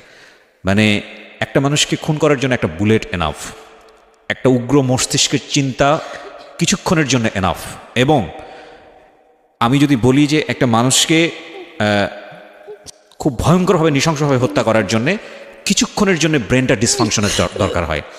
কিন্তু এদের 2 ভাই বোনের ক্ষেত্রে এর কথা যদি সত্যি হয়ে থাকে, ও যা বলেছে এখানে, তাহলে এদেরকে যা করা হয়েছে সেটার জন্যে 2টা পরিবারের অনেকগুলো মানুষ প্রতি মোমেন্টে এক একটা মানুষ খুন করেছে, এবং এটার জবাব নাই। আমি জানি যদি আজকে এই রেডিওতে বসে ওদের যদি ঠিকানা রিভিল হয়, ওরা যদি আসলে এরা কারা এটা যদি রিভিল হয়, এদের দিকে সমাজের মানুষজন থুতুও ফেলবে না, মানে ঘেন্নায় থুতো ফেলবে না এই মায়ের প্রতি এবং এই বাপের প্রতি। আমি আজকের অনুষ্ঠান পর্যন্ত আমি সব সময় বলেছি, এবং আমি হয়তো বলবো আজকের এপিসোড আমি ভুলে যেতে চেষ্টা করবো, যে with due respect, with the name of almighty Allah, মানে আল্লাহর পরে সবচাইতে মানে প্রেশাস গিফট, সবচাইতে সম্মানের গিফট হচ্ছে মা এবং বাবা। এই জায়গাটার কোনো ধরনের কোনো প্রকার কিছু বলার সুযোগ নাই, বাট মানে আমি নিতে পারছি না। আমি এই বাপ এবং এই মাকে আমি যদি দেখতে পারতাম, আমার থুতু ফেলারও পর্যন্ত রুচি হবে না। Sorry to say, I am sorry না, I am really not sorry. স্টোরিটা কন্টিনিউ করতে দেওয়া উচিত। ওকে প্লিজ বলেন, তারপর কি হলো? আপনাকে ঢাকায় চলে আসতে বলা হলো, তারপর আমার ওনার সাথে জিত করে ওই কথাটাই লাস্ট কথা হয় যে আমি আপনার পেটের মধ্যে ঢুকে যাব, আমি যাবো না ঢাকায়। বলতেছে তোমার জায়গায় আমি থাকলে, বারবার যখন এই কথা বলতেছে কলকাতা থেকে, তুমি সেটা কি করে, কোন মুখ নিয়ে তুমি যে হাঁটো রাস্তায়, তোমার লজ্জা করে না? তোমার জায়গায় আমি থাকলে তো আত্মহত্যা করে মরে যেতাম, আর কত খাবা আমার ভাইয়াদেরটা, আমার মা বাপেরটা কত খাবা? এখন বড় হয়েছো, এখন নিজের মতো করে খাও, ঠিক আছে? আমার বাপ মা, আমার ভাই বোনের সম্মানের দিকে তাকায়, তুমি মা প্লিজ চলে যাও যেদিকে পারো। উনি ওকে মা শব্দটা উচ্চারণ করে নেই, সরি। তো আমি এখন নানাকে বললাম, না আপনাকে যে টাকাটা দেওয়া হয়েছে আমি তো কিছু চিনি না, জানি না, আমাকে ওখান থেকে 10,000 টাকা দেন, টাকা দিয়ে হয়তো আমাকে কেউ সাহায্য করবে, হয়তো কেউ রাখবে। উনি বলতেছে না তুমি ঢাকায় যাও, একটা কোনো জায়গায় কারোর সাথে থাকো, আমি তোমাকে পরে যাই দেখে আসবো। বলতেছি আপনি এটা কী বলতেছেন? আমি খালি হাতে কীভাবে বেরোবো, আর আমি রাস্তাঘাট তো কিছু চিনি না। উনি ওকে মাত্র 4,000 টাকা দিলেন। তো ওই মুহূর্তে পাশের বাড়ির একজন লোক, মানে মহিলাটা, উনি আমাকে ছোটোবেলায় খুব আদর করতো। উনি বলতেছে যে দেখো, আমার মামিকে বলতেছে, আমার নানাকে বলতেছে যে ও যাই করে আসছে, ও যদি কেউ হয়, তারপর আমরা সাদা কাগজে বন্ডের সাইন করা ও সমস্ত দায়িত্ব নেব, ওকে আমরা ভালো ছেলে দেখে বিয়ে দিব। এটা পাশের বাড়ির। আচ্ছা। ওই আন্টির নাম হচ্ছে সুলতান আন্টি। ওনার মা আমাকে খুব ভালোবাসতো, উনিও আমাকে খুব ভালোবাসতো, ওনার বাবা, মানে ওদের পরিবারটা আমার ভালোবাসতো, মানে এই পাশাপাশি রুম। তারপর ওনাকে বললাম যে দেন আমাকে 10,000 টাকা দেন। তো উনি 45,000 টাকা আমাকে ছুঁড়ে আমার গায়ের উপরে। তখন আমি ভাবতেছি এত বোকা ছিলাম যে টাকার জন্য আমার নানা আমাকে ভালোবাসবে না, আমার নানা আমার সাথে কথা বলবে না, না আমি টাকা নিব না, যা হয় হবে। তখন আমি বললাম ঠিক আছে, টাকা আপনার কাছে রেখে দেন। তো নানা কী করলো, আমাকে রাতটা ওখানে থাকতে দেওয়া হলো। নানা আমাকে শাক ভাজি দিয়ে ভাত নিয়ে আসছে। তো আমার নানি সেটা দেখছে, আমি খাইতে চাইনি। তো আমি অনেক বোঝানোর পরে আমার নানা অনেক মায়া করে কথা বলতেছে। আর আমি ছোটোবেলা থেকে একটু ভালোবাসাই চাইছি, দামি পোশাকও চাইনি, ভালো খাবারও চাইনি। অনেক আদর করে বলার পরে মাত্র ভাতের প্লেটে হাতটা রাখছি, আমার নানি এসে ভাতের প্লেটটা ফালাই দিল। কুকুরগুলো ভাতগুলো খেলাম। পরে আমার আন্টি যে ছিল, আমার মার যে বোন, ওনার বিয়ে হয়েছে, ওনার ছেলেই আমাকে বলছে জুনি আমার মা হয়। আর একটা মেয়েও আছে, ওনার ছেলে ম্যাট্রিক পরীক্ষা দিছে আমার সমান বসে, এখন কোন ক্লাসে পড়ে আমি জানি না। আর ওনার মেয়ে আছে, ওনার হাজব্যান্ড উনি অনেক সুন্দর। উনি হাজব্যান্ড আমার সাথে ছোটোবেলা অনেক রাব বিয়ে পড়তো, তখন আমি বুঝতাম না। তো আমি ওনাকে ফোন দিই যে আন্টি এরকম আমাকে তো বের করে দিছে, আপনার বাসায় থাকে কি আমি চাকরি করতে পারবো? ওনার বাসার ওখানে গার্মেন্টস আছে। বলছে হ্যাঁ তুমি চলে আসো, সমস্যা নেই, তুমি চাকরি করবা, টাকা দিবা, থাকবা, খাবার, সমস্যা কি? দরকার হলে আমি আমার বাসায় না থাকতে পারলে আরেক বাসায় ঠিক করে দেবো। তখন আমরা আঙ্কেলকে ফোন দেওয়া হয়, রাত হয়ে যায়, রাত 8-9 বাজে। আঙ্কেল আমাকে বলতেছে, ওনাকে আমি আব্বু বলে ডাকতাম। আমি এই জন্য আব্বু বলে ডাকতাম, উনি যে স্পর্শ আমাকে করতো আমার খুব বাজে লাগতো। তো ওনাকে আমি বাবা বলে ডাকতাম। তো বলতেছে আব্বু আমি কিন্তু আসতেছি। তো উনি বলতেছে দেখো তুমি সব পাইবা, তোমাকে জামা কিনে দিব, ভালো ড্রেস আপ দেবো, সব দিব, কিন্তু তোমার আমার সাথে থাকতে হবে, আমার সাথে ফিজিক্যাল করতে হবে, আমার যখন ইচ্ছা তখন তোমার সাথে ফিজিক্যাল করতে হবে। আমি বলতেছি আমি আপনাকে বাবা বলে ডাকছি, এটা কীভাবে সম্ভব? এর থেকে তো মরে যাওয়াই ভালো। তো ওনার মনে এতটুকু আমার জন্য দয়া হয় না, ওনারও কিন্তু মেয়ে আছে। উনি বলতেছে এটা না হলে তুমি আমার বাসায় যেতে পারবা না। ভাগ্য কত নিষ্ঠুর হয়ে আমার জন্য দাঁড়াইছিল, এতে আমার কোনো দোষ ছিল? তো আমি আন্টিকেও আর কিছু বলতে পারলাম না যে আন্টি আঙ্কেল আমাকে এই কথা বলতেছে, আর ওনাকে আমি বাবা বলে যেখানে ডাকি। তো আমি ওনার রাস্তায় বাসার সামনে যাই, ফিরে আসলাম। তো যেই মেয়েটার সাথে আমি কাজ করি, ওই যে আমার অপারেটর ছিল, ও ঢাকায় আসতো, পরে ওর বাসায় আমাকে নিয়ে গেল। মেয়েটা স্মোকিং করতো। তো ওই রাতে আমি অনেকগুলা 1 প্যাকেট সিগারেট কিনে, সিগারেট খাইতে পারতাম না, বাট আমি ট্রাই করি সিগারেট খাওয়ার জন্য। মানুষ বলে সিগারেট খেলে কষ্ট চলে যায়। তারপর আম্মুর কথাটা বারবার মনে পড়তেছিল। আম্মু বলতেছিল যে তোমার জায়গায় আমি থাকলে আত্মহত্যা করে ফেলতাম, আমি মরে যেতাম। তো আমিও অনেক ভাবছি যে আল্লাহ আমাকে মৃত্যু দিয়ে দাও। ওই মেয়েটা বলতেছে তুই কান্না করিস না, তোকে আমি সব ঠিক করে দিব, অনেক টাকা পাবে, তুই ঢাকায় নিয়ে যাবো তোকে। এখান থেকে কি করবি? এখানে থাকলে সমস্যা হতে পারে। আমার আম্মু আব্বু এসে ঝামেলা টামেলা বলে সারা রাত বসে সিগারেট জ্বালাইতেই থাকলাম। খাইতে পারতেছি না, মুখে ধোয়াটা নিচ্ছি আর ফালাই দিচ্ছি, আর কান্না করতেছি যে আল্লাহ তুমি আমার প্রতি কি একটু দেওয়া হয় না, আমি এত পাপি। তারপর ওই মেয়েটা নিয়ে আসলো মিরপুরে, আনার পর মেয়েটা আমার সাথে সেম কাজটাই করে যেটা আমার বাবা আজ থেকে 10 বছর আগে করলো। আমি মিরপুরটাকে ফার্স্ট পাড়াতেই আমি চিনতাম না। পরে একটা আবাসিক হোটেলে মেয়েটা আমাকে নিয়ে যায়, বলে যে এখানে স্যাররা থাকে, এখানে একটা লোক তোমাকে গার্মেন্টসে চাকরি দিয়ে দিবে, টাকা খাওয়ার ব্যবস্থা করে দিবে, আমি আসতেছি, তুমি একটু বসো, আমি স্যারের সাথে কথা বলে আসতেছি। মেয়েরা কি করে, ওই যে ম্যানেজার থাকে তার কাছ থেকে 10,000 টাকা নিয়ে আমাকে রেখে চলে যায়। তো ওখান থেকে আমাকে আর বেরোতে দেয় না। পরে একজন সাংবাদিক আসে, ফার্স্ট আমাকে আমার গায়ে টাচ করে, পরে ওনার হাতে পা ধরে আমি অনেক কান্নাকাটি করে। সে একজন সাংবাদিক ছিল। উনি বলতেছে এসব নাটক, তোমাদের মেয়েদের নাটক দেখতে দেখতে আমার ভালো লাগে না, তুমি তো ভালো নাটক করতে পারো। সাংবাদিক আপনি বুঝলেন কিভাবে? ওনার গলায় আইডি কার্ড ছিল, তারপরে ছিল মানে মিডিয়ার যে মাইক্রোফোন, ওই কি থাকে না বুম, কথা বলে যে, হ্যাঁ মাইক্রোফোন, ওটাও ছিল হাতে। হ্যাঁ ক্যামেরা ছিল, মানে পুরো ফেজের। তারা দেখলে যে মূর্খ মানুষ চিনবে যে তারা সাংবাদিক। উনি আমার সাথে একটা পর্যায়ে ফিজিক্যাল করে, আমার অনেক ব্লিডিং হয়। তারপর উনি আমার কাছে ক্ষমা চায়, আমাকে বলে আসলে আমি বুঝতে পারিনি, তোমার কথাগুলো বিশ্বাস হয় নাই, তুমি ওকে মাফ করে দাও, বাট তোমাকে আর কেউ কিছু করবে না, আমি যতদিন বাঁচবো তোমাকে দেখবো তোর। তারপরে উনি আমার কথাগুলো শুনে, মানে আগে ওনার ইচ্ছা পূরণ করে, তারপর উনি আমার কথা শুনে। তখন তো আমার বাচ্চার কোনো ইচ্ছাই থাকে না, যে শেষ পর্যন্ত আমি আমার সতীত্বটাও ধরে রাখতে পারলাম না। আমার জীবন দিয়ে আমি কী করবো, কোনো সাইডই তো আমার থাকলো না। আল্লাহর প্রতি সেদিনকেই আমি শুধু কষ্ট পাইছি, এতদিন যে কষ্ট পাইছি আমার কোনো কষ্ট হয় নাই, কিন্তু ওই দিনকে আল্লাহর প্রতি থেকে কেমন যেন আমার বিশ্বাসটা হয়ে গেছে। তারপরও আল্লাহ যা করে ভালোর জন্য করে। তো ম্যানেজার আমাকে অনেক বুঝাইলো যে দেখো যা হয়ে গেছে, তুমি এক কাজ করো, তুমি দেহ ব্যবসা করো, অনেক টাকা পাবা, স্বর্ণের গয়না পড়তে পারবা, দামি জামা পরতে পারবা।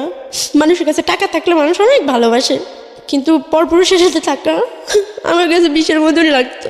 আমি পারি নাই, বা আমার টাকার প্রতি কোনো চাহিদাও ছিল না। কিন্তু ওই মুহূর্তে তো আমার কাছে টাকাও ছিল না, জামা কাপড়ও ছিল না, কিছুই ছিল না।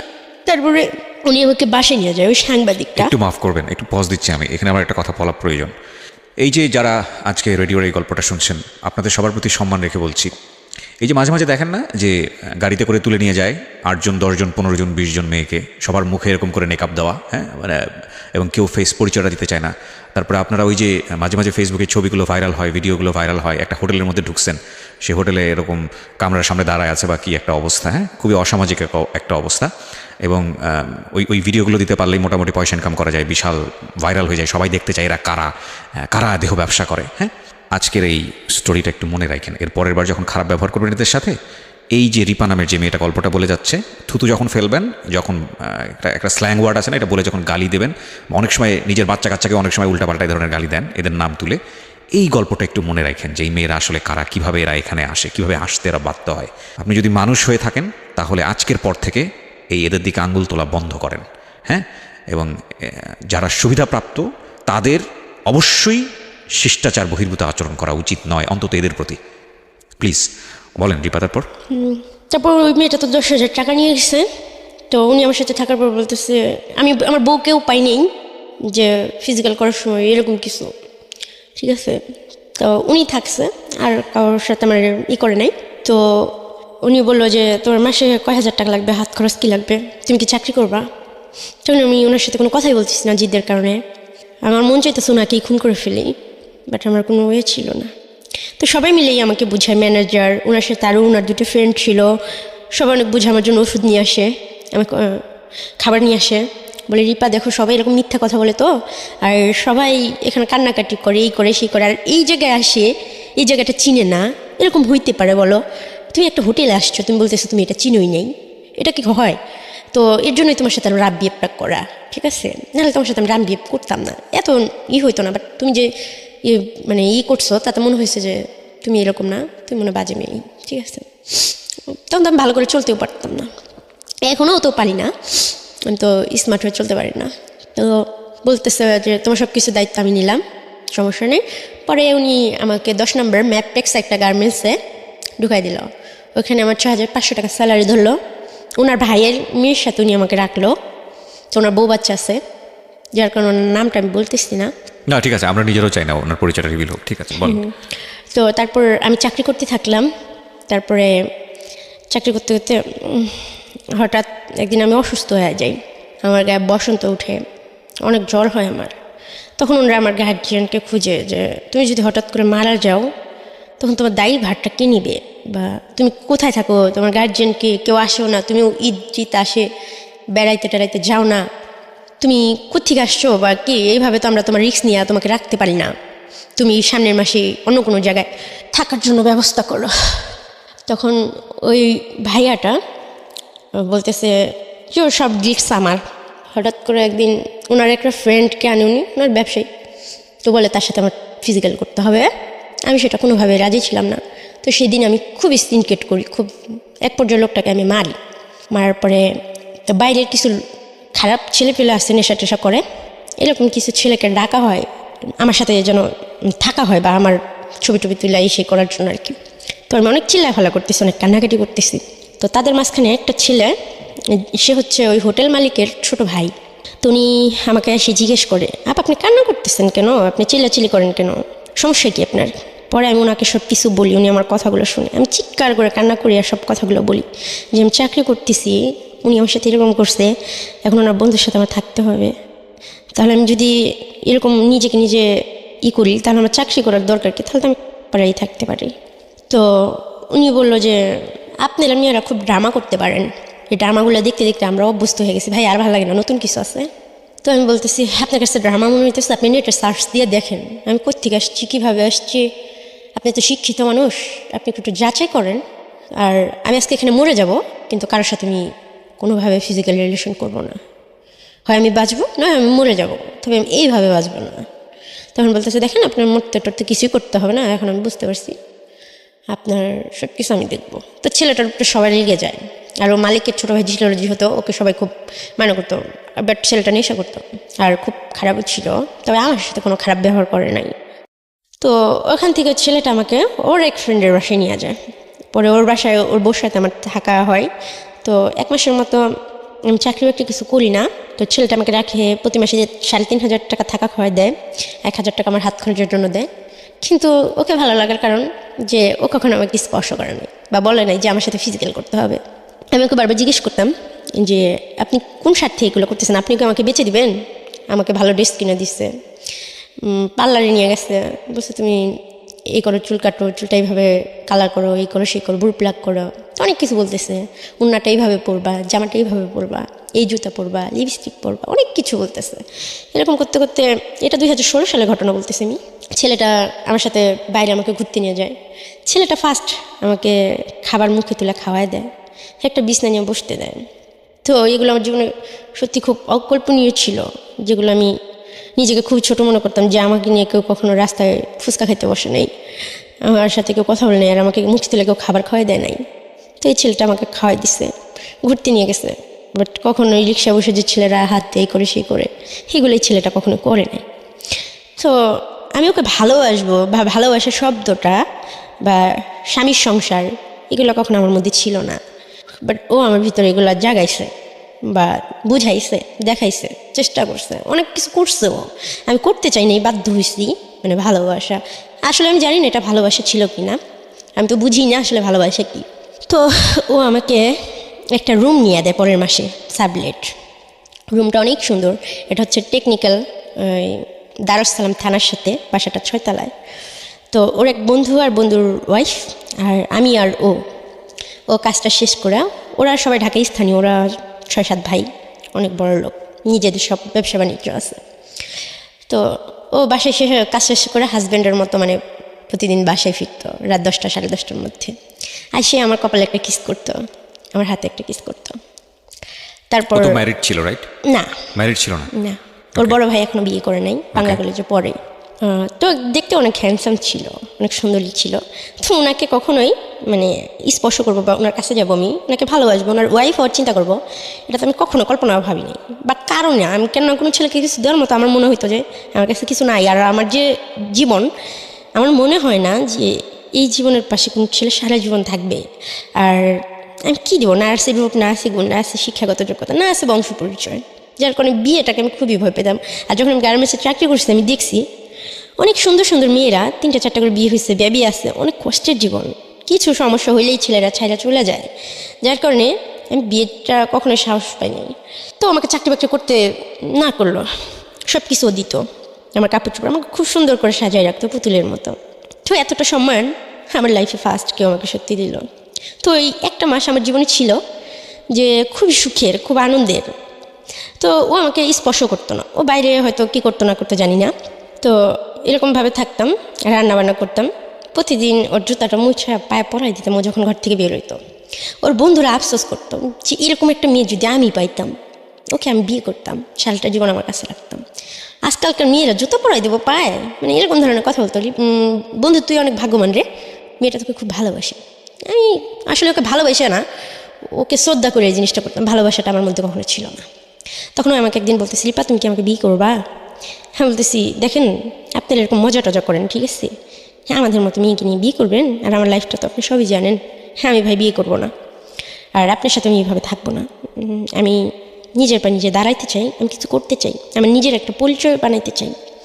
তখন বলতেছে, দেখো তোমার কি আমাকে অবিশ্বাস হয়, আমাকে মনে হয় যে খারাপ ছেলে আমি। পরে আমি বলতেছি, এত আদর যত্ন করে আপনি আমার 2 মাস পর বিক্রি করে দেবেন না, তার তো কোনো গ্যারান্টি নাই। পরে বলতেছে, আসলে বিশ্বাস জিনিসটা তোমার ভিতরে মরেই গেছে। তখন ছেলেটা আমাকে প্রতিদিন রাতে একটা করে ছুরা শিখাইতো, আমি নামাজ রোজা পড়তে পারতাম না, তবে খুব ভালোবাসতাম। ফজরের নামাজ পড়াইতো, তাহাজ্জুদের নামাজ পড়াইতো, 5 ওয়াক্ত আমাকে নামাজ পড়াইতো ছেলেটা। আল্লাহ তাআলার প্রতি অনেক কথা বলতো, অনেক ধার্মিক টাইপের ছেলে ছিল। বাট সে নেশা করতো, সিগারেট খাইতো, এই করতো সে করতো। আমি প্রচুর সিগারেট খাইতাম, এখনও খাই আমি। তো এরকম করতো। পরে ছেলেটার মানে 1-2 মাস, প্রায় 1 বছর হয়ে গেল, 2017 সাল পর্যন্ত আমরা একইভাবে একই ছাদে নিচে ছিলাম। পরে আস্তে আস্তে ওর সাথে আমার ফিজিক্যাল রিলেশন হয়, ও আমাকে খুব আদর করতো। তো ও বলে যে তোমাকে আমি একটা বেবি দেবো, তবে রিপা একটা শর্ত হচ্ছে যে আমি ফ্যামিলিকে একটা বিয়ে করবো, তুমি আমার বউ হয়ে সারা জীবন ঢাকায় থাকবে, তোমাকে আলাদা আমি একটা ভারী করে দেবো, আর তোমাকে একটা বেবি দিয়ে দেবো, আর একটা পার্লার দিয়ে দেবো, বিউটি পার্লার। আর তোমাকে আমার ফ্যামিলিতে নিতে পারবো না। তুমি যদি একটা ভিক্ষুকের মেয়েও হইতাম, আমার মার কাছে নিয়ে আমি তোমাকে রেখে দিতাম, বলতাম যে একটা ভিক্ষুকের মেয়ে। আর আমার হোটেলেই তোমার সাথে যে ঘটনাটা ঘটছে সেটা আমার ফ্যামিলির, আমার বড় ভাই, কোনো ভাই বলে আমি মানিয়ে নেবো না যে এমন একটা মেয়ে আমার লাইফ পার্টনার হবে। তো সেটা বোঝার মতোই যে হ্যাঁ সত্যি। তো ছেলেটা আমার জন্য এত কিছু করতো, বা কখনো আমার টর্চার করতো না, কখনো মানসিকভাবে আমার খুশিটা দেখার চেষ্টা করতো। তাই আমি ওকে আস্তে আস্তে হয়তো বিশ্বাস করি, ভাবি যে ছেলেটা হয়তো আমার পাশে থাকবে। এরকম করতে করতে 2017 সাল পর্যন্ত আমরা একসাথে থাকি। অনেকই ভালোবাসি ছেলেটা। তো প্রত্যেকটা মেয়েকে ছেলেরা গোলাপ ফুল দেয়। তো আমার জীবনেও খুবই ছিল যে আমাকে যদি সত্যি কেউ ভালোবাসে আমাকে একটা গোলাপ ফুল দিবে, আমাকে যদি কেউ দিত। আমি এতটাই খারাপ দেখতে, আমাকে কোনো ছেলে গোলাপ ফুল দিল না, আমার খুব দুঃখ ছিল। তো একদিন পয়লা বৈশাখের দিন ও হঠাৎ করেই একটা কানের দুল নিয়ে আসছে আর একটা গোলাপ ফুল নিয়ে আসছে। আয়সা ও অন্যদিকে হাসতেছে আর ফুলটা আমাকে দিছে। মনে হয় যে পৃথিবীর সবচেয়ে সুখের দিন ছিল এটা আমার, যে আমাকে ফার্স্টকে ফুল দিছে। তো আমি খুব খুশি ছিলাম। আমি ভাবছিলাম সত্যিই ও আমাকে বউ হিসাবে হয়তোই করতেছে, বা আমি হয়তো ওর বউ হয়ে থাকতে পারবো সারা জীবন, বা সারা জীবন ও হয়তো আমাকে দেখবে। কিন্তু সেটা কল্পনাই ছিল আমার, আর কিছু না। তো এরকম করতে করতে হঠাৎ করে আমার পেটে বেবি চলে আসে। তো আমি বলি আমি বেবিটা নষ্ট করবো না। ও বলে দেখো রে পায়, এখন তো বেবি নেওয়ার সময় হয় নাই, বেবিটা তুমি নষ্ট করে দাও। কিছুতে আমি কথাটা শুনি না। তারপরে বেবিটা নষ্ট করে দেওয়া হয় ওষুধ খাওয়া। তো আমার অনেক ব্লিডিং হয়, আবার আমার জ্বর আসে। তো আমার ফ্যামিলিকে খোঁজার চেষ্টা করে, বলে তোমার ফ্যামিলির সাথে যেভাবেই হোক আমি তোমার দেখি ফ্যামিলির সাথে অ্যাডজাস্ট করে দিতে পারি কিনা, তুমি আমার কথা শুনবা কিনা। তো একটা ছেলে আমার জন্য এত কিছু করতেছে, আজকে সেই 2015 সাল থেকে 16-17 পার হয়ে গেল, এত কিছু করতেছে। ছেলের কথাটা শোনা উচিত। তাছাড়া আমার ফ্যামিলিকে আমি অনেক মিস করি, ভালোবাসি, চাই তাদেরকে পেতে আমি। তো আমি আমার নানার বাড়িতে আমাকে অনেকগুলো টাকা দিল, 8,000 টাকা দিল, অনেকগুলো কেনাকাটা কইরা আমি বাড়িতে গেলাম, মামার বাড়িতে। যা বললাম যে আমার বিয়ে হয়েছে, খুব বড় লোক ছেলে। তখন আমাকে সবাই অনেক আদর করলো। বিয়েটা তখন আমার হয় নাই। তো মিথ্যা বলে আমি দেখি যে আমি সবার কাছ থেকে অনেক ভালোবাসা পেলাম। কিন্তু আমার খুব কান্না পাচ্ছিল যে আজকে শুনছে যে আমার হাজব্যান্ড অনেক বড় লোক, বা আমার কাছে এখন টাকা আছে, আমি ভালো একটা জামা পরে আসছি, ভালো একটা জুতো পরে আসছি। এর জন্য আমার যে মামিরা কখনো মানে আমার দিকে তাকাতো না, তারা বেডে আমাকে বসতে দিছে। আমি তো অবাক, কিন্তু ওই বেডে আর আমি বসি নাই। আর নানি আমার জন্য খাবার নিয়ে আসছে। কিন্তু আমার সেই দিনের কথা মনে পড়ে গেছে যে লাস্ট যেদিন আমি বের হই আমার খাবারটা আমার নানি নিয়ে ফালাই দিছিল। বাট সেদিনকে আমার নানি আমার জন্য মাংস দিয়ে হাত নিয়ে এসে বলতেছে আমি তোমাকে খাওয়াই দিই মা। নানি মানে অনেক আদর করে বলতেছে। বাট আমি বললাম যে না, আমি রোজা রাখছি, আমি খাবো না। তো আসলে আমি রোজা রাখিনি, আমি ঠিকই বাসা থেকে ভাত খেয়ে গেছি। আসলে ওই খাবারটা খাওয়ার আমার কোনো ইচ্ছেই ছিল না। তো মিথ্যা কথা বলি আমি, আর ওনাদের খুব দেখতে ইচ্ছে করতেছিল, এর জন্য যাই। তো সব কিছুর পরে আমি এক জায়গায় বসি আর নানিকে জিজ্ঞেস করি যে নানি তুমি আমাকে একটা সত্যি কথা বলবো, আমার খুব কষ্ট যে আমি কে, বা আমার ভাই কে ছিল, আমরা কোত্থেকে আসলাম। তো উনি বলতেছে দেখো তোমার বাবা খুব খারাপ ছিল, তো এর জন্য তোমার মাকে আবার বিয়ে দেওয়া হয়েছে, সেই অনেক কথা বললো। তো ওইটাই তোমার মা, আমার মেয়ের সুখের দিকে তাকায় হয়তো আমাদের সামর্থ্য হয় নাই, যার কারণে তোমাকে ওইভাবে মানুষ করতে পারিনি। ঠিক আছে, দেখো আল্লাহ তো তোমাকে অনেক সুখে রাখছে, কিন্তু আমি তো জানি যে আল্লাহ আমাকে কত সুখে রাখছে, কি সুখে রাখছে, কেন সুখে রাখছে। এরকম করে আমি ওই দিনকে ওখান থেকে চলে আসলাম। ওনাকে 2,000 টাকা দিলাম, নানাকে 1,000 টাকা দিলাম, দিয়ে চলে আসলাম। আমি বললাম দেখো আমি তোমাদের কাছে কিছু চাই না, আমার বড় আন্টির একটা ছবি আমাকে নিয়ে দিবা, আমি ছবিটা বাসায় মাকে তো দেখতে পারবো না। কিন্তু কেন পারবে না, তোমার বিয়ে হয়েছে না, তোমার হাজব্যান্ডের অনেক টাকা আছে না, এখন তোমার মা তোমার সাথে অবশ্যই কথা বলবে। তখন আমি বললাম যে কত টাকা দিলে মা আমার সাথে কথা বলবে, স্বীকার করবে। পরে বলতেছে আগে নিজের পায়ে দাঁড়াও, তোমার হাজব্যান্ডের কত টাকা আছে, কি আছে, তোমার হাজব্যান্ড কি করে, সেই শুধু টাকার বিষয় নিয়ে জিজ্ঞেস করতেছে। তার কাছে টাকাটাই যেন সব কিছু। কে এটা? আমার নানি। তো বলতেছে তুমি যে কোনো সময় জামাইকে নিয়ে, আমার মামি বলতেছে রিপা তোমার জামাইকে নিয়ে আসবো না, আমার ছেলেকে নিয়ে আসবো না। তখন আমি সত্যি খুব আমি কখনো ইতিহাস, আমি অনেক গল্প বই পড়তাম, আমি অনেক গল্প শুনতাম ম্যাডামদের কাছ থেকে এতিমখানায়। কখনো আমি এরকম কোনো গল্প শুনিনি, এরকম কোনো জীবন দেখিনি। প্রত্যেকটা মানুষের জীবনে আল্লাহ তাআলা ভালো খারাপের মাঝখানে কিছু কিছু দেয়। আমাকে আল্লাহ কী দিচ্ছে আমি খুঁজে পাইনি। আল্লাহ। তারপর চলে আসি। তো কিছুদিন পর আমার ওই বড় আন্টি বাড়িতে আসে, ওনার কিডনির সমস্যা, ওনার ব্লাড লাগবে, ওনার ব্লাড হচ্ছে ও নেগেটিভ। মানিকগঞ্জ সদরে উনি ভর্তি হয়। তো আমার নানি আমাকে ফোন দিয়া বলে বিষয়টা, আমার ব্লাডটা ও নেগেটিভ। আমি যাই সাথে সাথে হসপিটালে। তার কয়েকদিন আগে আমি বেবি নষ্ট করছি, আমার এমনিতে অনেক ব্লিডিং হয়েছে। ডাক্তার আমাকে বলে যে দেখো তোমার ব্লাড নেওয়া যাবে না। তো আমি বললাম কেন ডাক্তার? পরে বলতেছে উনি তোমার কী হয়? আমি কই আমার আন্টি হয়। পরে উনি অক্সিজেন নিতেছিল, ডাক্তার কিছুদিন নেবে না, বলতেছে তোমার শরীরের যে অবস্থা, তোমার এখন ব্লাড নিলে তুমি অসুস্থ হয়ে যাবা। কিন্তু আমার আম্মুর জন্য আমি জানি যে উনি আমার মা, ওনার জন্য আমি কিছু করতে পারবো, একটু রক্ত দিতে পারবো। আমার যদি এটা মৃত্যু হইতো আমি খুব শান্তি পাইতাম। তো অনেক রিকোয়েস্ট করে এক পর্যায়ে ডাক্তার পায়ে ধরে নিই যে ডাক্তার আমার রক্ত নেন, আমার রক্তে কোনো ভেজাল নাই, আমার রক্তে কোনো পাপ নাই, আমি কালো দেখে কি আমার রক্ত দেওয়া যাবে না ওনাকে? তো বলতেছে না রে মা, এরকম না বিষয়, ঠিক আছে তোমার যখন সাহস আছে তবে ভালো খাওয়া দাওয়া করো। বললাম ঠিক আছে। তো ওনাকে রক্ত দিছি। উনি যখন জানতে পারছে, উনি হাত থেকে স্যালাইনের ইটি খুলে ফেলছে, ছিটা বিটা। হ্যাঁ, ওর রক্ত আমার শরীরে কেন দিয়ে হয়েছে এই সেই, ও আমার জীবনের সব ধ্বংস, ও ও আমার সামনে যেন কখনো না আসে। অনেক চিল্লাচিল্লি করলো, অনেক কিছু করলো। তো তার কিছুদিন পরে, মাসখানিক পরে, এটা 2017 সালের কথা বলতেছি, মানে 16-17 মাসখান আর কি, আমার সঠিক মনে নেই, উনি কিছুদিন পরে মারা যায়। কেন মারা যায়? মানে ওনার কিডনির সমস্যা, হঠাৎ করে উনি মারা যায়। তো তার 2 দিন পর আমি জানতে পারি, আমাকে ওই খালাতো ভাই ফোন দিয়ে বলে যে আপু তোমার আম্মু তো মারা গেছে।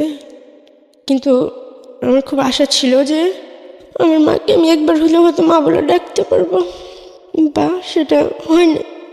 আমি এতটাই খারাপ সন্তান ছিলাম যে আমার মাকে মা বলে ডাকতে পারিনি। উনি কি মৃত্যুসজ্জায়ও কি আপনাকে ডাকে নাই? না, স্বীকার করে নাই আমাকে। তো আমার নানা নানিও আমাকে বলে নাই কথাটা। তার কিছুদিন আগে কিন্তু আমি রক্ত দিয়ে আসলাম। তো আমি খুবই ভাইগা পড়ি, জানলা তুমি এটা কী করলা? সে বাইচা ছিল, সুখী ছিল, আমার কোনো দুঃখ ছিল না। কিন্তু আশা ছিল যে একদিন হয়তো কথা বলতে পারবো, বা আমি হয়তো বড় লোক হয়ে গেলে আমার মা আমার সাথে কথা বলবে। আমি টাকার নেশায় একটা সময় পাগল হয়ে গেছিলাম, যেভাবে হোক আমি টাকা অ্যারেঞ্জ করবো, আমার মার সাথে কথা বলবো, একবার আমার মাকে আমার বুকে জড়া ধরবো। তখন আমার কোনোদিন দামি জামা নিতে ইচ্ছে করে নেই, কিন্তু আমার মার সাথে কথা বলার জন্য দামি জামা দরকার ছিল, ভালো জুতার দরকার ছিল।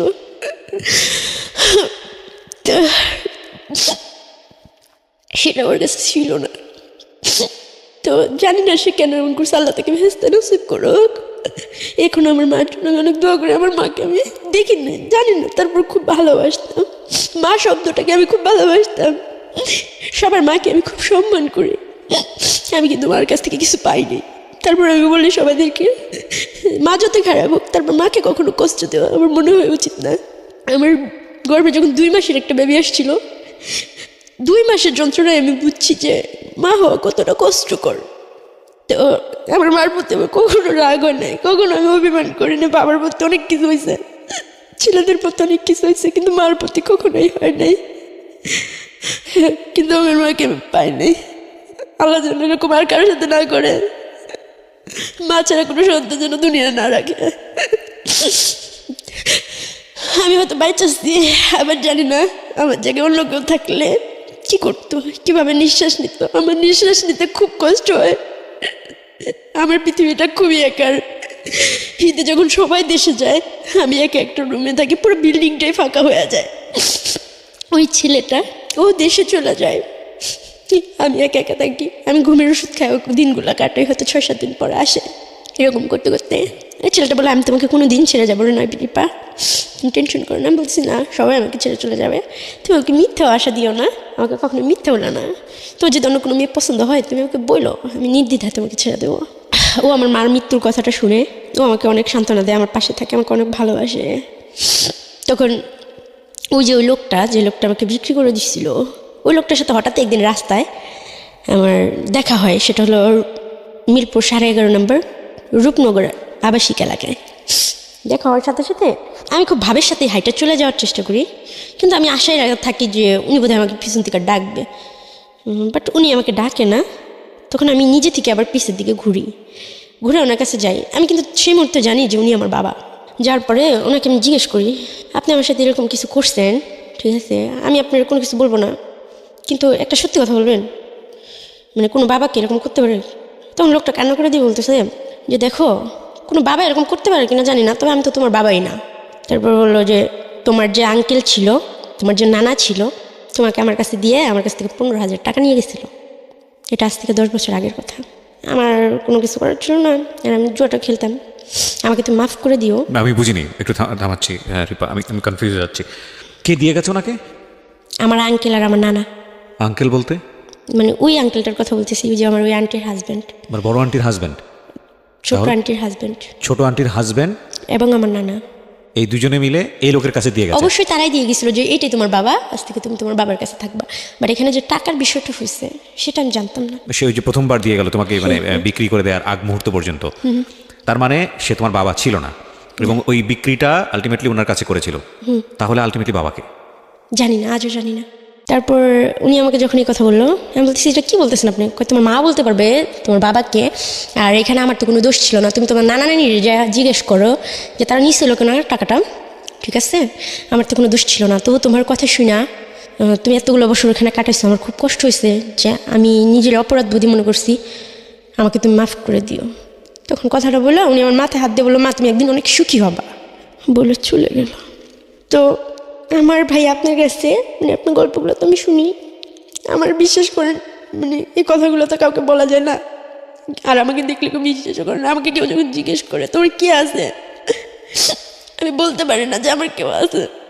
আর তখন অনেক অনেক ধরনের কথা বলে যে সবাই আছে। একদিন একটা জায়গায় অফিসে জব নিতে গেছি, বলতেছে যে তোমার ফ্যামিলি থেকে কে আছে? আমি বলতেছি কেউ নাই। তখন বলতেছে নিশ্চয়ই কোনো খারাপ কাজের সাথে যুক্ত হয়েছে, ফ্যামিলি ফালাই দিচ্ছে। তখন আমি কিছু বলতে পারি। তারপরে আমার কাছে কোনো কাগজপত্র ছিল না।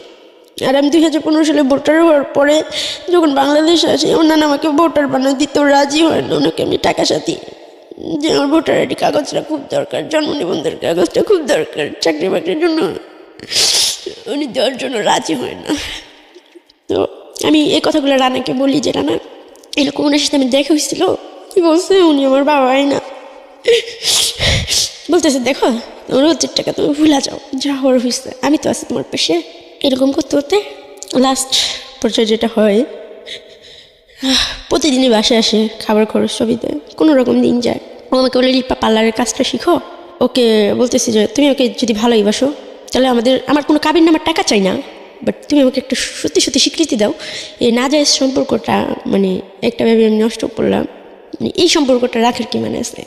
তো ওর বন্ধু ছিল, তো আমাকে একদিন হঠাৎ করে বলতেছে রিপা, এটা 2018 সালের ঘটনা, রিপা আমার একটা কাজ আছে, আমার খুব ইম্পর্টেন্ট কাজ আছে। আমি ওকে সুন্দর করে জুতা টুটা পরাই দিলাম, শার্টটা বোতামগুলো লাগিয়ে দিলাম। পরে ওর বন্ধু বলতেছে রিপা তুমি যারা অন্ধবিশ্বাস করো সে তো আসলে তোমার বিশ্বাসের যোগ্য না, তোমাকে ঘরে রেখে আসছে বাট অন্য মেয়ে নিয়ে থাকতেছে।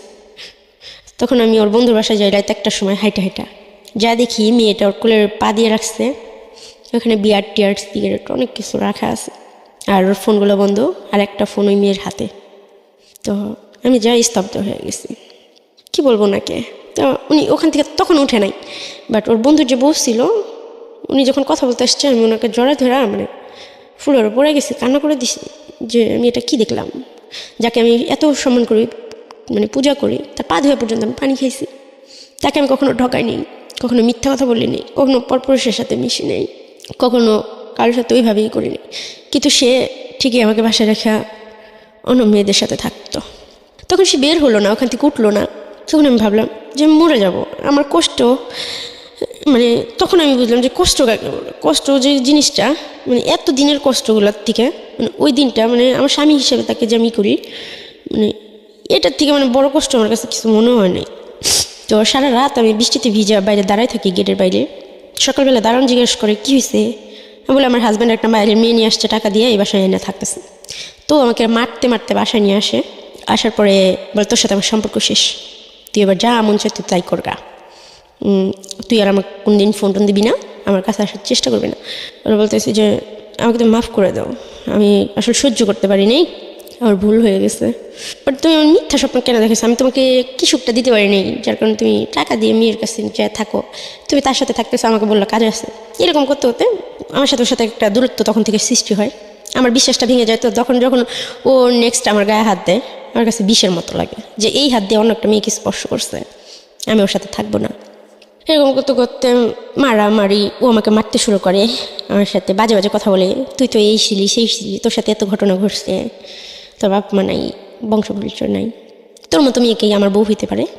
আমি বলছি এই স্বপ্ন তো আমি কখনো দেখিও নাই, আমি তোকে বলিও নাই, তুই বলছিলি, আমি তোকে বলছি। তো লাস্টে একটা মেয়ের সাথে ওর পরিচয় হয়। ওই মেয়েটার জন্য ও আমাকে শ্যামলীর রিহ্যাব সেন্টারে দিয়ে আসে। 4টা মাস এখানে পাগলা করতে টাকা দিয়া আমাকে অ্যাডিক্ট বলে রেখে আসে, বন্দি করে রাখে জেলখানার মতো। জেলখানা তো ভালো, বাইরের আলো বাতাস দেখা যায়। ওই মেয়ের সাথে প্রেম করার জন্য মানে ওর আউট অনেক মেয়ে ছিল, ওরাও বলতো যে এটা আমার ভালো লাগে, এটা আমার পেশা, ঠিক আছে। তো আমার আর কিছু বলার ছিল না। তো অন্য মেয়েদের সাথে থাকার জন্য যে আমাকে 4 মাস বন্দি করে রাখছে, এই কষ্টটা আমি সহ্য করতে পারিনি। বন্দি করে রাখার পর আমি দেখতেছি আমার সাজানো সংসারটার মধ্যে, আমার বেডরুমে আমি বাইরে দাঁড়িয়ে রয়েছি, আমার সামনে ওই মেয়েটার সাথেও ফিজিক্যাল করতেছে। আমি তখন খুব কষ্ট পাইছি, কিন্তু ওকে আমি খুব ভালোবেসে ফেলছি। আমি জানি না যে ভালোবাসা কিনা, তবে ওর জন্য আমার খুব খারাপ লাগে, ওর সাথে কথা বলতে ইচ্ছে করে, ওর কাছে যাইতে ইচ্ছে করে। তো ওই মেয়েটাকে নিয়ে থাকে বলে ওর সাথে আমার টাকা লেনদেন আসতে, রিপা তোমার জন্য আমি অনেক করছি, বাট এখন তুমি আমার মুক্তি দাও। একটু থামাচ্ছি দীপা, সরি, আমি আসলে গল্পের মধ্যে ইন্টারাপ্ট করতে চাইছি না, কিন্তু আমার কোয়েরি আছে। আমি গেসই করছিলাম যে সম্পর্কটা এরকম একটা জায়গায় যেতে পারে, কিন্তু আপনার বাবা যখন এতক্ষণ পর্যন্ত আমরা যাকে বাবা জেনে এসছি এই লোকটাকে, সে যখন তার বললো যে না তুমি আসলে আমি তোমার বাবা না, তখন তো আপনার অন্তত একটা জায়গায় গিয়ে জিজ্ঞেস করা উচিত ছিল যে আপনার আসলে বাবাটাকে, এবং সেই জায়গাটায় কেবলমাত্র আপনার নানা এবং নানি। আপনি কি জিজ্ঞেস করেছিলেন এরপরে গিয়ে? হ্যাঁ করছিলাম বলতে কি, আমি আসলে ভাইবে দেখলাম বিষয়টা যে সত্যি ওনাকে তো আমি নিজে থেকে চিনতাম না, বা উনি আমাকে নিজে থেকে চিনতো না। ওনার কথাটা তো অতি বাস্তব, যে আমার আঙ্কেল আর আমার নানা আইনা ওনার হাতে আমাকে দিয়ে গেছিল যে এটা তোমার বাবা। তো দোষ যদি থাকে, অ্যাকচুয়ালি দোষটা কিন্তু তাদের, মানে অপরাধী কিন্তু আমি তাকে ভাবছি, বাট সে আমার চোখে আঙুল দিয়ে দেখাই দিচ্ছে বিষয়টা। তো আমি নানাকে যে জিজ্ঞেস করি, তখন সে আমাকে ডাইরেক্ট বলে যে তোমার ভাইকে আমরা পালন টালন করছি, তোমরা কি আমি জানি না। সেও একই কথা বলে যে আমাদের কাছে কখনো আর আসবে না। সিম টিমটা মানে ফোন নাম্বার যে, সেটা মাঝে মাঝে ফোন দিতাম, সে নাম্বারটা পর্যন্ত চেঞ্জ করে ফেলে আমার নানা নানি। আমাকে এক কথা বলে যে তোমার ভাইয়া হচ্ছে আমাদের বাসায় কাজ করতো, আসলে তোমরা কি আমরা জানি না, ঠিক আছে, আর আমাদের বারবার এইভাবে আসবে না, তাহলে পুলিশে কমপ্লেন করবো। বাট ওই যে সাংবাদিকটা আমার সাথে ফার্স্ট ফিজিক্যাল করছিল, ও আমাকে বলে তোমার নানা নামে মামলা করো রিপা, মামলা করো, তোমার মার যে সম্পত্তি আছে ওখান থেকে তুমি সম্পত্তি পাবা, প্লাস বাপ চাচা সব আত্মীয় স্বজন দেখবা, অটোমেটিক বেরিয়ে আসবে। আমি তখন বললাম যে আমি এতগুলো বছর এত কষ্ট করছি, যেখানে তার স্বীকৃতি দেয় নাই, নিজে থেকে পরিচয় দেওয়ার প্রয়োজন মনে করে নাই, ভালোবাসে নাই, এই ঝামেলা টামেলা করতে যায় শুধু শুধু পুলিশের ফেস হব। আমি আর চেষ্টা করিনি তাদের কাছে যাওয়ার জন্য, তাদেরকে খোঁজার জন্য। আজ থেকে কতদিন হয়ে গেছে, বছরখানিক হয়ে গেছে, আর মানিকগঞ্জের দিকে পা রাখিনি, আর কথা হয় নাই, আর দেখা হয় নাই, আর খোঁজার চেষ্টা করিনি। আমি খুঁজে কখনো কিছু পাইনি, যা পাইছি তা নিতে আমার বুকে অনেক কষ্ট হয়, আমার বুকে জায়গা থাকে না। না ও হচ্ছে, এটা কয়েক মাস আগের ঘটনা, 2018 শেষের দিকে আর কি। আমি বের হই হচ্ছে 9 মাসে বের হই। তো বাসায় না আমাকে রাখে, মানে রিহ্যাব সেন্টার থেকে নিয়ে আসে শ্যামলী থেকে। তো নিয়ে আসার পরে আমাকে রাখে আমার সামনে, আমি পাশের রুমে থাকি, 2 রুমের ফ্ল্যাট, আমি ফ্লোরে থাকি। ওই মেয়েটার সাথে ফিজিক্যাল রিলেশন করে, জোরে জোরে কথা বলে, এগুলো আমার শুনতে হইলো শেষ পর্যন্ত, যেটা আমি কখনো ভাবতেই পারি না একটা অন্য মেয়ের সাথে ওকে আমি দেখতে পারবো, সহ্য করতে পারবো। তো আমি শুধু সিগারেট খাই, সারা রাত সিগারেট খাই। আমি কী করবো, আমি ভাইবা পাই না, মৃত্যু তো আমাকে নেবে না। তো আমি ওর কাছে অনেক কান্নাকাটি করি যে সোহাগ, এরকম কিছু যদি তুমি করো তাহলে কেন আমার সাথে এরকম করলো, কেন আমি মিথ্যে স্বপ্ন দেখলাম, আমার জীবনটা সম্বন্ধে তুমি তো সব জানতা। যাই হোক, এখন আর অত কষ্ট লাগে না, অত খারাপ লাগে না এখনও। তারপর আমাকে 1000 টাকা দেয়া বলে তোমার ব্যবস্থা তুমি করো, আজকে থেকে তোমারটা তুমি দেখো, আমি তোমার দায়িত্ব আর নিতে পারবো না। এটা কয়েক মাস, 3 মাস আগের কথা বলতেছি। আচ্ছা, আমি আবার 1000 টাকা নিয়ে ওই ভাইয়াটার কাছে যাই, ওই সাংবাদিক ভাইয়াটার কাছে। ওনার এক ফ্রেন্ডের পরিচিত ছিল, টেকনাপ বলছি যে কী বলো ওটা, ঈশ্বরদী, পাবনা ঈশ্বরদী, রূপপুর মোড়ের ওখানে আমি যাই, ওখানে আমি থাকি ওনার ফ্রেন্ডের বাসায়। তো মাসখানিক থাকি, যে ঢাকায় থাকা খাওয়ার ব্যবস্থা হলে, চাকরি বাকরি হলে আমাকে নিয়ে আসবে। তো 10-15 দিন থাকার পরে একটা পার্লারের চাকরি ঠিক করেন, পরে উনি আমাকে নিয়ে আসে, আর ওর সাথে আমার ওখানে শেষ কথা হয়। আর এখন আমি চাকরি করতেছি, একটা পার্লারে জব করছেন। এখন আমি মোটামুটি ভালো আছি, আমার কষ্টটা শুধু এই জায়গায় যে আমার যে লাইফটা, এতগুলো মানুষের সাথে আমি পরিচিত, কিন্তু আসলে আমি কাউকে চিনলাম না। আর আমি কে এটাই আমি জানি না। এটা আমার সবথেকে বড় কষ্ট ভাইয়া। সমাজের জন্য যেটা আপনাদের ভালো ড্রেস আপ ছাড়া রাস্তায় চলা যায় না, কেউ কথা বলে না। ভালো ড্রেস আপ না পড়তে পারলে কোনো রেস্টুরেন্টে যায় বসলে আপ্যায়ন করে না। সুন্দরী না হলে কোনো ছেলে রিলেশন করে না। বাবা মা না থাকলে কোনো ছেলে বিয়ে করে না। মানে কারো বউ হওয়ার জন্য ফ্যামিলি থাকার দরকার, শিক্ষাগত যোগ্যতা থাকার দরকার, বাবা মা থাকার দরকার। আমার বউ হওয়ার শখ নাই, মিটে গেছে। কিন্তু মানুষ হিসাবে ভাইয়া ইদানিং আমি এই বিষয়গুলো নিয়ে না খুব কষ্ট পাই। আপনার গল্পগুলো যখন শুনি, কালকের গল্পটা আমি শুনছি, তো প্রত্যেকটা মানুষের জীবনে কষ্ট থাকে, সুখ থাকে, মানে আলো অন্ধকার নিয়ে জীবনটা। কিন্তু আপনি কি আমাকে একটু বলবেন যে আমার জীবনে রাতের অন্ধকার আছে, দিনের আলো আছে, আল্লাহ আমার জীবনে আলোটা দিছে কোন জায়গায়? এক্স্যাক্টলি। আমি এইখানে এসেই হয়তো গল্পটা, এই প্রশ্নের জায়গাটার জন্যই হয়তো আজকে আপনি জীবন গল্পে এসছেন। আমি আপনার পুরো গল্পটা শুনেছি, হ্যাঁ, একদম শুরু থেকে শেষ পর্যন্ত। আমার এন্টায়ার মানে রেডিও ক্যারিয়ারে আমি কখনো এত ভয়াবহ গল্প আমি কখনো শুনিনি। আমার মনে আছে আমি বর্ষার জীবন গল্প প্রচার করেছিলাম যখন আমি এবিসি রেডিওতে ছিলাম। দ্যাট ওয়াজ লাইক পুরো রেডিও ইন্ডাস্ট্রিকে শেক করেছিল ওই রাতের বেলা, যে ঝাঁকুনি দিয়েছিল যে এরকম একটা গল্প রেডিওতে প্রচার হতে পারে।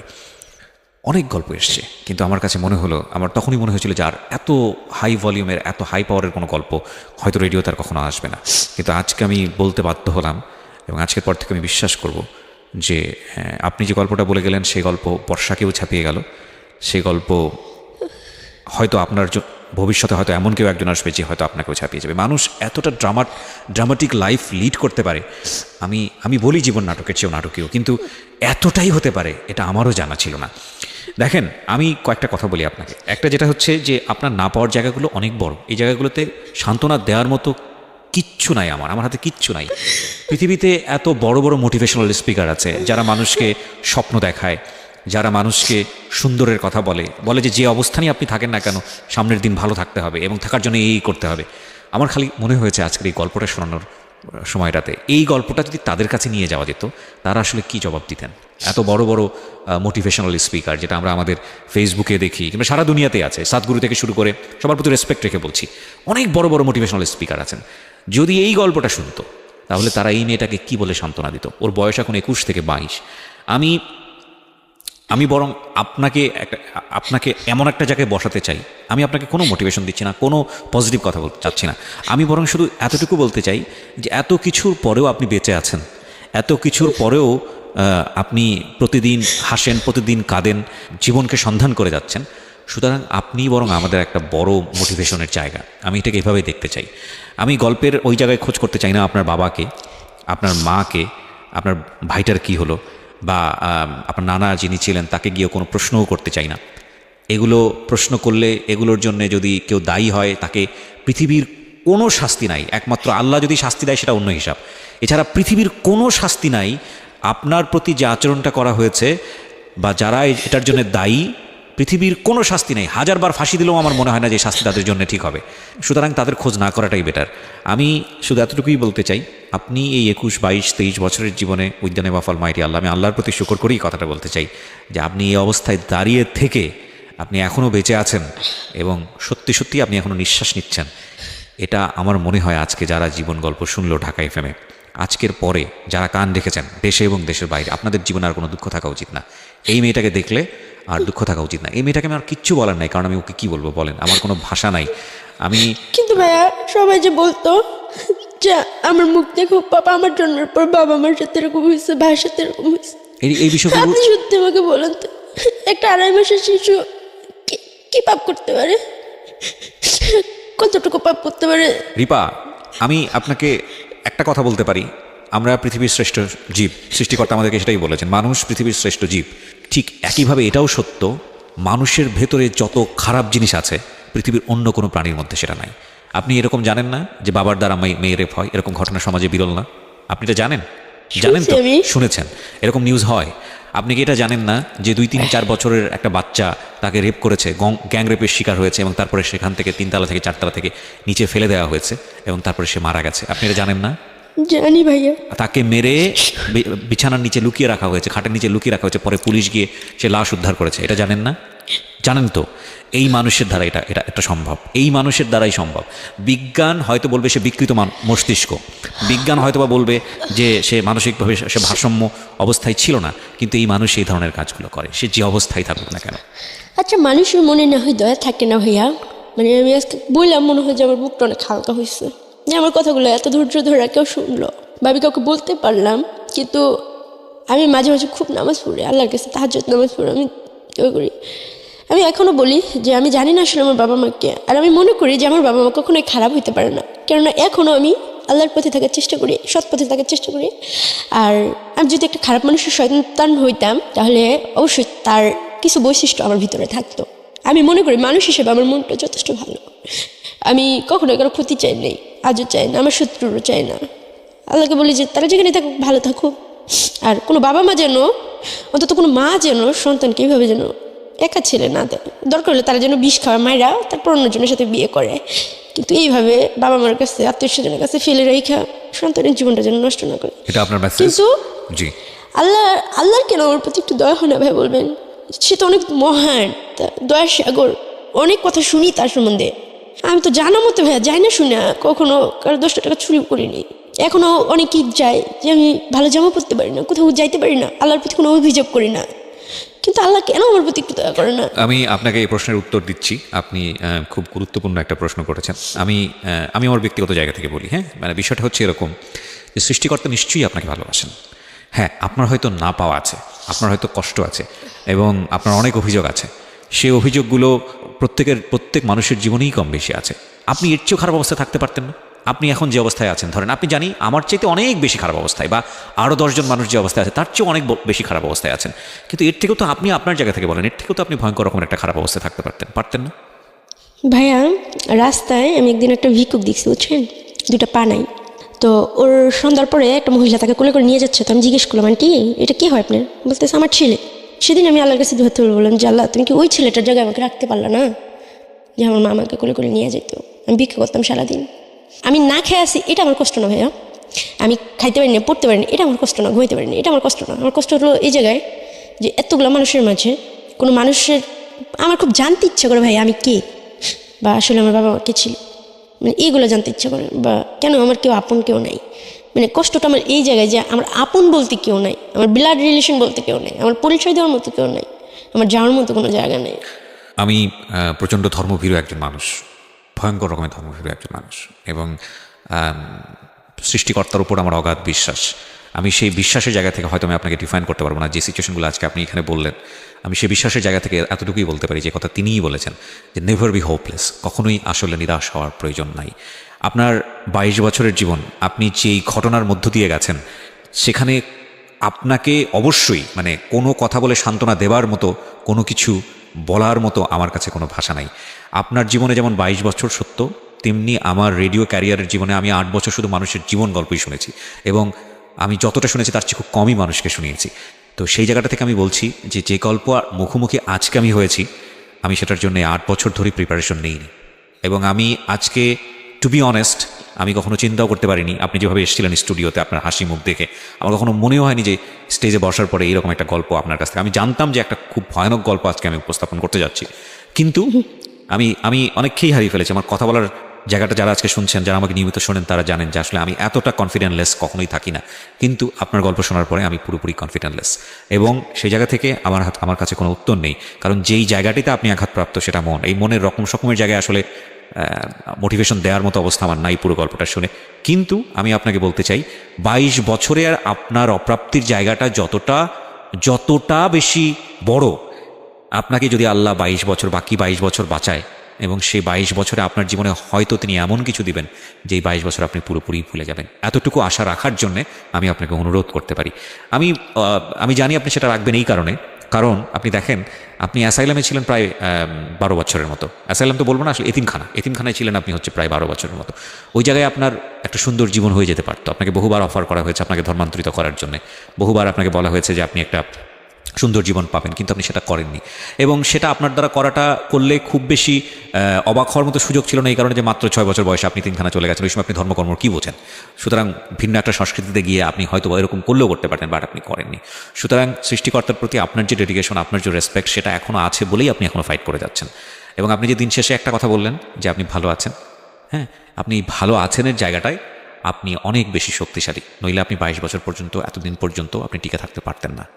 আমি আরেকটা কথা আপনাকে বলি, সেটা হচ্ছে কোনো মানুষকে ছোট করে না। আমি যদি রেডিওতে অ্যানাউন্স করি কালকে অন্তত 100 জন লোক দাঁড়াবে যে আপনার ভাই হতে চায়, কালকে অন্তত 200 লোক আমার সাথে যোগাযোগ করবে যে আপনাকে তারা বিয়ে করতে চায়, কালকে অন্তত এরকম 100 থেকে 150 জন মানুষ দাঁড়াবে যারা আপনার বাবা মা হতে চায়। বাট পৃথিবীর কেউ আপনাকে কখনোই গ্যারান্টি দিতে পারবে না যে এই ইমোশনটা আপনার আমৃত্যু, আপনি একেবারে মৃত্যু পর্যন্ত তারা আপনার সামনেভাবে থাকবে। যেহেতু গ্যারান্টি দিতে পারবে না, সেহেতু আমি অ্যানাউন্সমেন্টটাও দিব না। কারণ যে জায়গাটায় আপনি ক্ষতবিক্ষত, সেটা হচ্ছে মানুষের মন। এই মানুষের মনের কারণেই আপনি দেখেন, একটা মানুষ আপনাকে নিয়ে গিয়ে বাড়িতে জায়গা দিল, আপনার জন্য আলাদা একটা বাসা নিল, আপনাকে সে বাসায় ফিরে আপনার হাতে চুমু খেত, আপনার কপালে চুমু খেত, আপনি সেখানে গিয়ে আপনি দেখা শুরু করলেন আপনি একটা সংসারের স্বপ্ন, এবং সেই মানুষটাই আপনাকে 1000 টাকা দিয়ে লাথি মেরে ঘর থেকে বের করে দিল। সবই কিছুই কিন্তু এই মনের জায়গা, হ্যাঁ।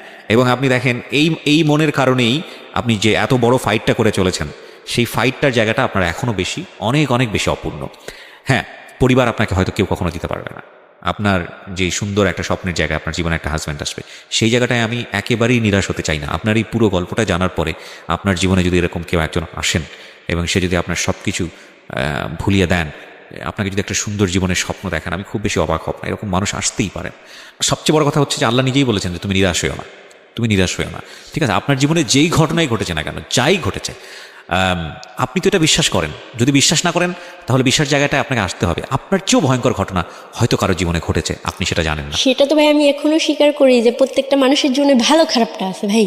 কিন্তু আপনার জীবনে যেটা হয়েছে, ভালোটা আপনি খুঁজে পাচ্ছেন না। এক্স্যাক্টলি, হোয়াট ইজ ভালোটা কই? তো আমার মনে হয় যে এই সার্চ করার জায়গাটা, আমি জানি না প্রিয় শ্রোতা আপনারা কি বলবেন, মানে আমার আসলেই উত্তর দেওয়ার মতো আসলে কিছু নেই। ভিক্ষা করে তার জীবনে মা বলে একটা শব্দ আছে। শুধু মার জায়গাটায় আপনি কেন স্টিক হয়ে আছেন? কেননা আমি আমার মাকে খুব ভালোবাসি, আর আমি আমার মাকে কখনো ধরতে পারিনি। তো যাদের মা মারা গেছেন তারা কি করবেন?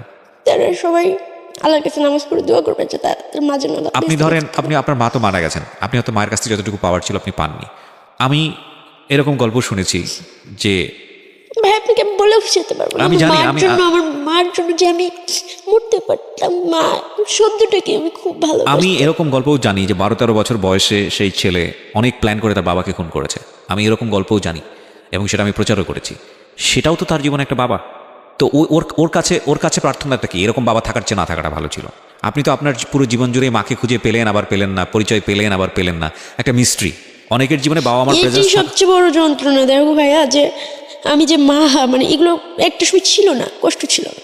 আমি ভাবছি মা মরে গেছে, বাট আমার জীবন আইসা এইভাবে আইসা আবার ফিরা আবার মারা গেছে। আমার একটা জীবনে কয়বার আমার মাটা মারা গেল আপনি বলেন তো? এক্স্যাক্টলি, আমার আসলে কোনো উত্তর নাই প্রিয় শ্রোতা। I am truly hopeless. আমি বৃথা চেষ্টা করছি ওকে বোঝানোর জন্য, কারণ এই সিচুয়েশনে আমি ভাবিনি, আমি এন্টায়ার ক্যারিয়ারে কখনো ভাবিনি। প্রশ্ন করছিলেন ভাইয়া যে তুমি কেন গল্পটা বলতে চাও, শিক্ষণীয় আছে। আসলে আমি নিজেও জানি না, আমি শুধু আমার কষ্টটা শেয়ার করার জন্য গল্পটা বলছি। আর কোনো মা যেন সন্তানের কথা একটু ভাবে। আমার গল্পটা যারাই শুনুক, কোনো সন্তান কালো হোক, পঙ্গু হোক, যাই হোক, দরকার হলে যেন 10 টাকার বিষ কিনা সন্তানকে মেরে ফেলে, কিন্তু রাস্তায় যেন কখনো ছেলে না দেয়। আমি এটাই বলতে চাই। আর মামা মামিরা মানে এতটা নিষ্ঠুরতা যেন না করে, কারণ আমরা তো রক্তে মাংস করা মানুষ। সবাই যেন একটু ভাবে নিজের মন থেকে। এক্স্যাক্টলি, আপনার জায়গা থেকে আপনি চমৎকারই বলেছেন। আমি যদি একটু আপনাকে আপনার জীবনটা নিয়ে জিজ্ঞেস করি, এত কিছুর পরে আপনি পজিটিভ যদি বলেন আপনার লাইফ নিয়ে, আপনি ভবিষ্যৎ জীবনটা কি করতে চান আপনার নিজের জায়গা থেকে? ভাই আমি একটা বিউটি পার্লার দিতে চাই, আর আমার যদি কখনো টাকা পয়সা হয় আমি একটা সেলাই সেন্টার খুলবো, আর পার্লারটাও আমার থাকবে। প্লাস রাস্তায় যে বাচ্চাগুলো থাকে, আমার অনেক টাকা হইলে আমি কখনো বিয়ে করব না, এটা আমি আশা করি। জানি না ভাগ্যে কি আছে, আল্লাহ জানে সব। আল্লাহ জানি না আমার কোনো পাপের ফলই হয়তো হবে, আল্লাহ আমাকে মাফ করুক। আমি ওই অনাথ বাচ্চাগুলো নিয়ে ওই এতিমখানায় যেভাবে দিন কাটাইতাম, আমি ওদের পড়াশোনা শিখাবো, কোরআন পড়া শিখাবো, নামাজ পড়া শিখাবো। ওকে, যে কয়টা বাচ্চাকে পারি, 10টা বাচ্চা হইলেও নিয়ে আমি থাকবো। এতক্ষণ আমি বলার মতো কিছু পেয়েছি। সো আপনার হাতে 3টা জিনিস আছে। একটা হচ্ছে আপনি একটা সেলাই সেন্টার করতে চান, আপনি একটা এতিম বাচ্চাদের নিয়ে একটা ইনস্টিটিউশন করতে চান, আর আপনি কিছু পয়সা রোজগার করতে চান এইসব কাজের জন্য, রাইট? মানে আমি সামাজিকভাবে বাচ্চার জন্য কিছু পয়সা রোজগার করতে চান। তো যে মানুষটার স্বপ্ন থাকে সেই মানুষটা মরে যায় না। So you have a dream. আপনি এভাবে চিন্তা করেন যে আপনার যেহেতু স্বপ্ন আছে, আপনার এই কাজগুলো করা উচিত, এবং এটা এমন স্বপ্ন না যে স্বপ্ন আপনি পূরণ করতে পারবেন না। এবং এই যে আপনি যেই দুঃখটা পেয়েছেন, আপনি যদি সত্যি সত্যি একটা এতিমখানা করতে পারেন, তাহলে আপনার মতো বাচ্চারা যারা ওখানে আসবে তাদের দুঃখটা আপনি বুঝতে পারবেন, তাদের তো আপনি মা হতে পারবেন। এইটুকুর জন্যে আপনার বেঁচে থাকা উচিত এবং খুব সুন্দর করে চিন্তা করা উচিত। সো ওটুকু করার পরে আপনি তখন ওই যদি আপনি করতে পারেন, এবং করার জন্যে ইনশাআল্লাহ আমার পক্ষ থেকে দোয়া থাকবে, চেষ্টা থাকবে নিশ্চয়ই, কারণ আপনি মাত্র 22 বছর, আপনার জীবনে এখন অনেক দূর সামনে যাওয়ার আছে। বাট আপনার যে এত সুন্দর একটা স্বপ্ন আছে, এই স্বপ্নটা বাস্তবায়ন করা পর্যন্ত আপনার ফাইট করা উচিত। You are a born fighter, আপনি জন্মগতভাবে একজন যোদ্ধা, এবং আপনি যুদ্ধ করেছেন এমন এমন কঠিন জায়গাতে যেখানে টিকে থাকাই খুব মুশকিল। তো আপনি যুদ্ধ করে যদি এত দূর আসতে পারেন, তাহলে আপনার অবশ্যই একটা এতিমখানা করা উচিত আপনার মতো বাচ্চাদের জন্য। এবং আপনি তাদের কষ্ট যতটা বুঝবেন, আমি কিবরিয়া বা যারা পরিবারে বড় হয়েছে তারা কখনোই ওই কষ্টটা বুঝবে না। সুতরাং আমি চাইবো যে আপনি ধ্যান জ্ঞান সব কিছুই 3টার দিকে দেন, যে আপনাকে কিছু পয়সা রোজগার করতে হবে বৈধ উপায়, এবং আপনি একটা এতিমখানা করতে চান, এবং আপনি পথ শিশুদের জন্য কাজ করতে চান, আপনি যেটা বলছিলেন একটু আগে। আমি আজকের অনুষ্ঠানটা প্রিয় শ্রোতা এখানেই শেষ করছি। আমি আবারও বলছি যে আমার আসলে বলার কিছু নেই। আমি শুধু, আপনারা দেখেছেন পুরো অনুষ্ঠানটা আমি শুনেছি, আমি টু শব্দ পর্যন্ত করিনি। আমি আমার এন্টায়ার এই লাইফ স্টোরি বেসড ক্যারিয়ারে this is the first time আমি বলতে বাধ্য হচ্ছি, I don't have any word for her. আমার নাই, কোনো ওয়ার্ড নাই, এবং এইটাই আমার অনেস্ট ওপিনিয়ন, এইটাই আমার ভেতর থেকে যা এসছে ওটাই আমি ওর জন্য বলেছি। ওর সাথে আমার যোগাযোগ থাকবে, এবং কেউ যদি ওর সাথে কোনোভাবেই যোগাযোগ করতে চান ওর স্বপ্ন পূরণের জন্যে, বা ইন আ সেন্স আপনি যদি মনে করেন যে না ওকে, আমরাও যদি মনে করি, বা ও যদি মনে করে যে না ওর সঙ্গে কমিউনিকেট করা উচিত, সেক্ষেত্রে আমার ফেসবুকের যে পার্সোনাল আইডিটি আছে সেখানে এসে আপনারা নক দেবেন। Thank you very much. এরকম আর গল্প কখনো শুনতে চাই না তা না, আসলে সৃষ্টিকর্তার কাছে আজকে দোয়া করে আজকের এই অনুষ্ঠানটা শেষ করতে চাই যে আল্লাহ তুমি কাউকে কখনো এইরকম জীবন দিও না। অনেক ভালো থাকুন, শুভরাত্রি।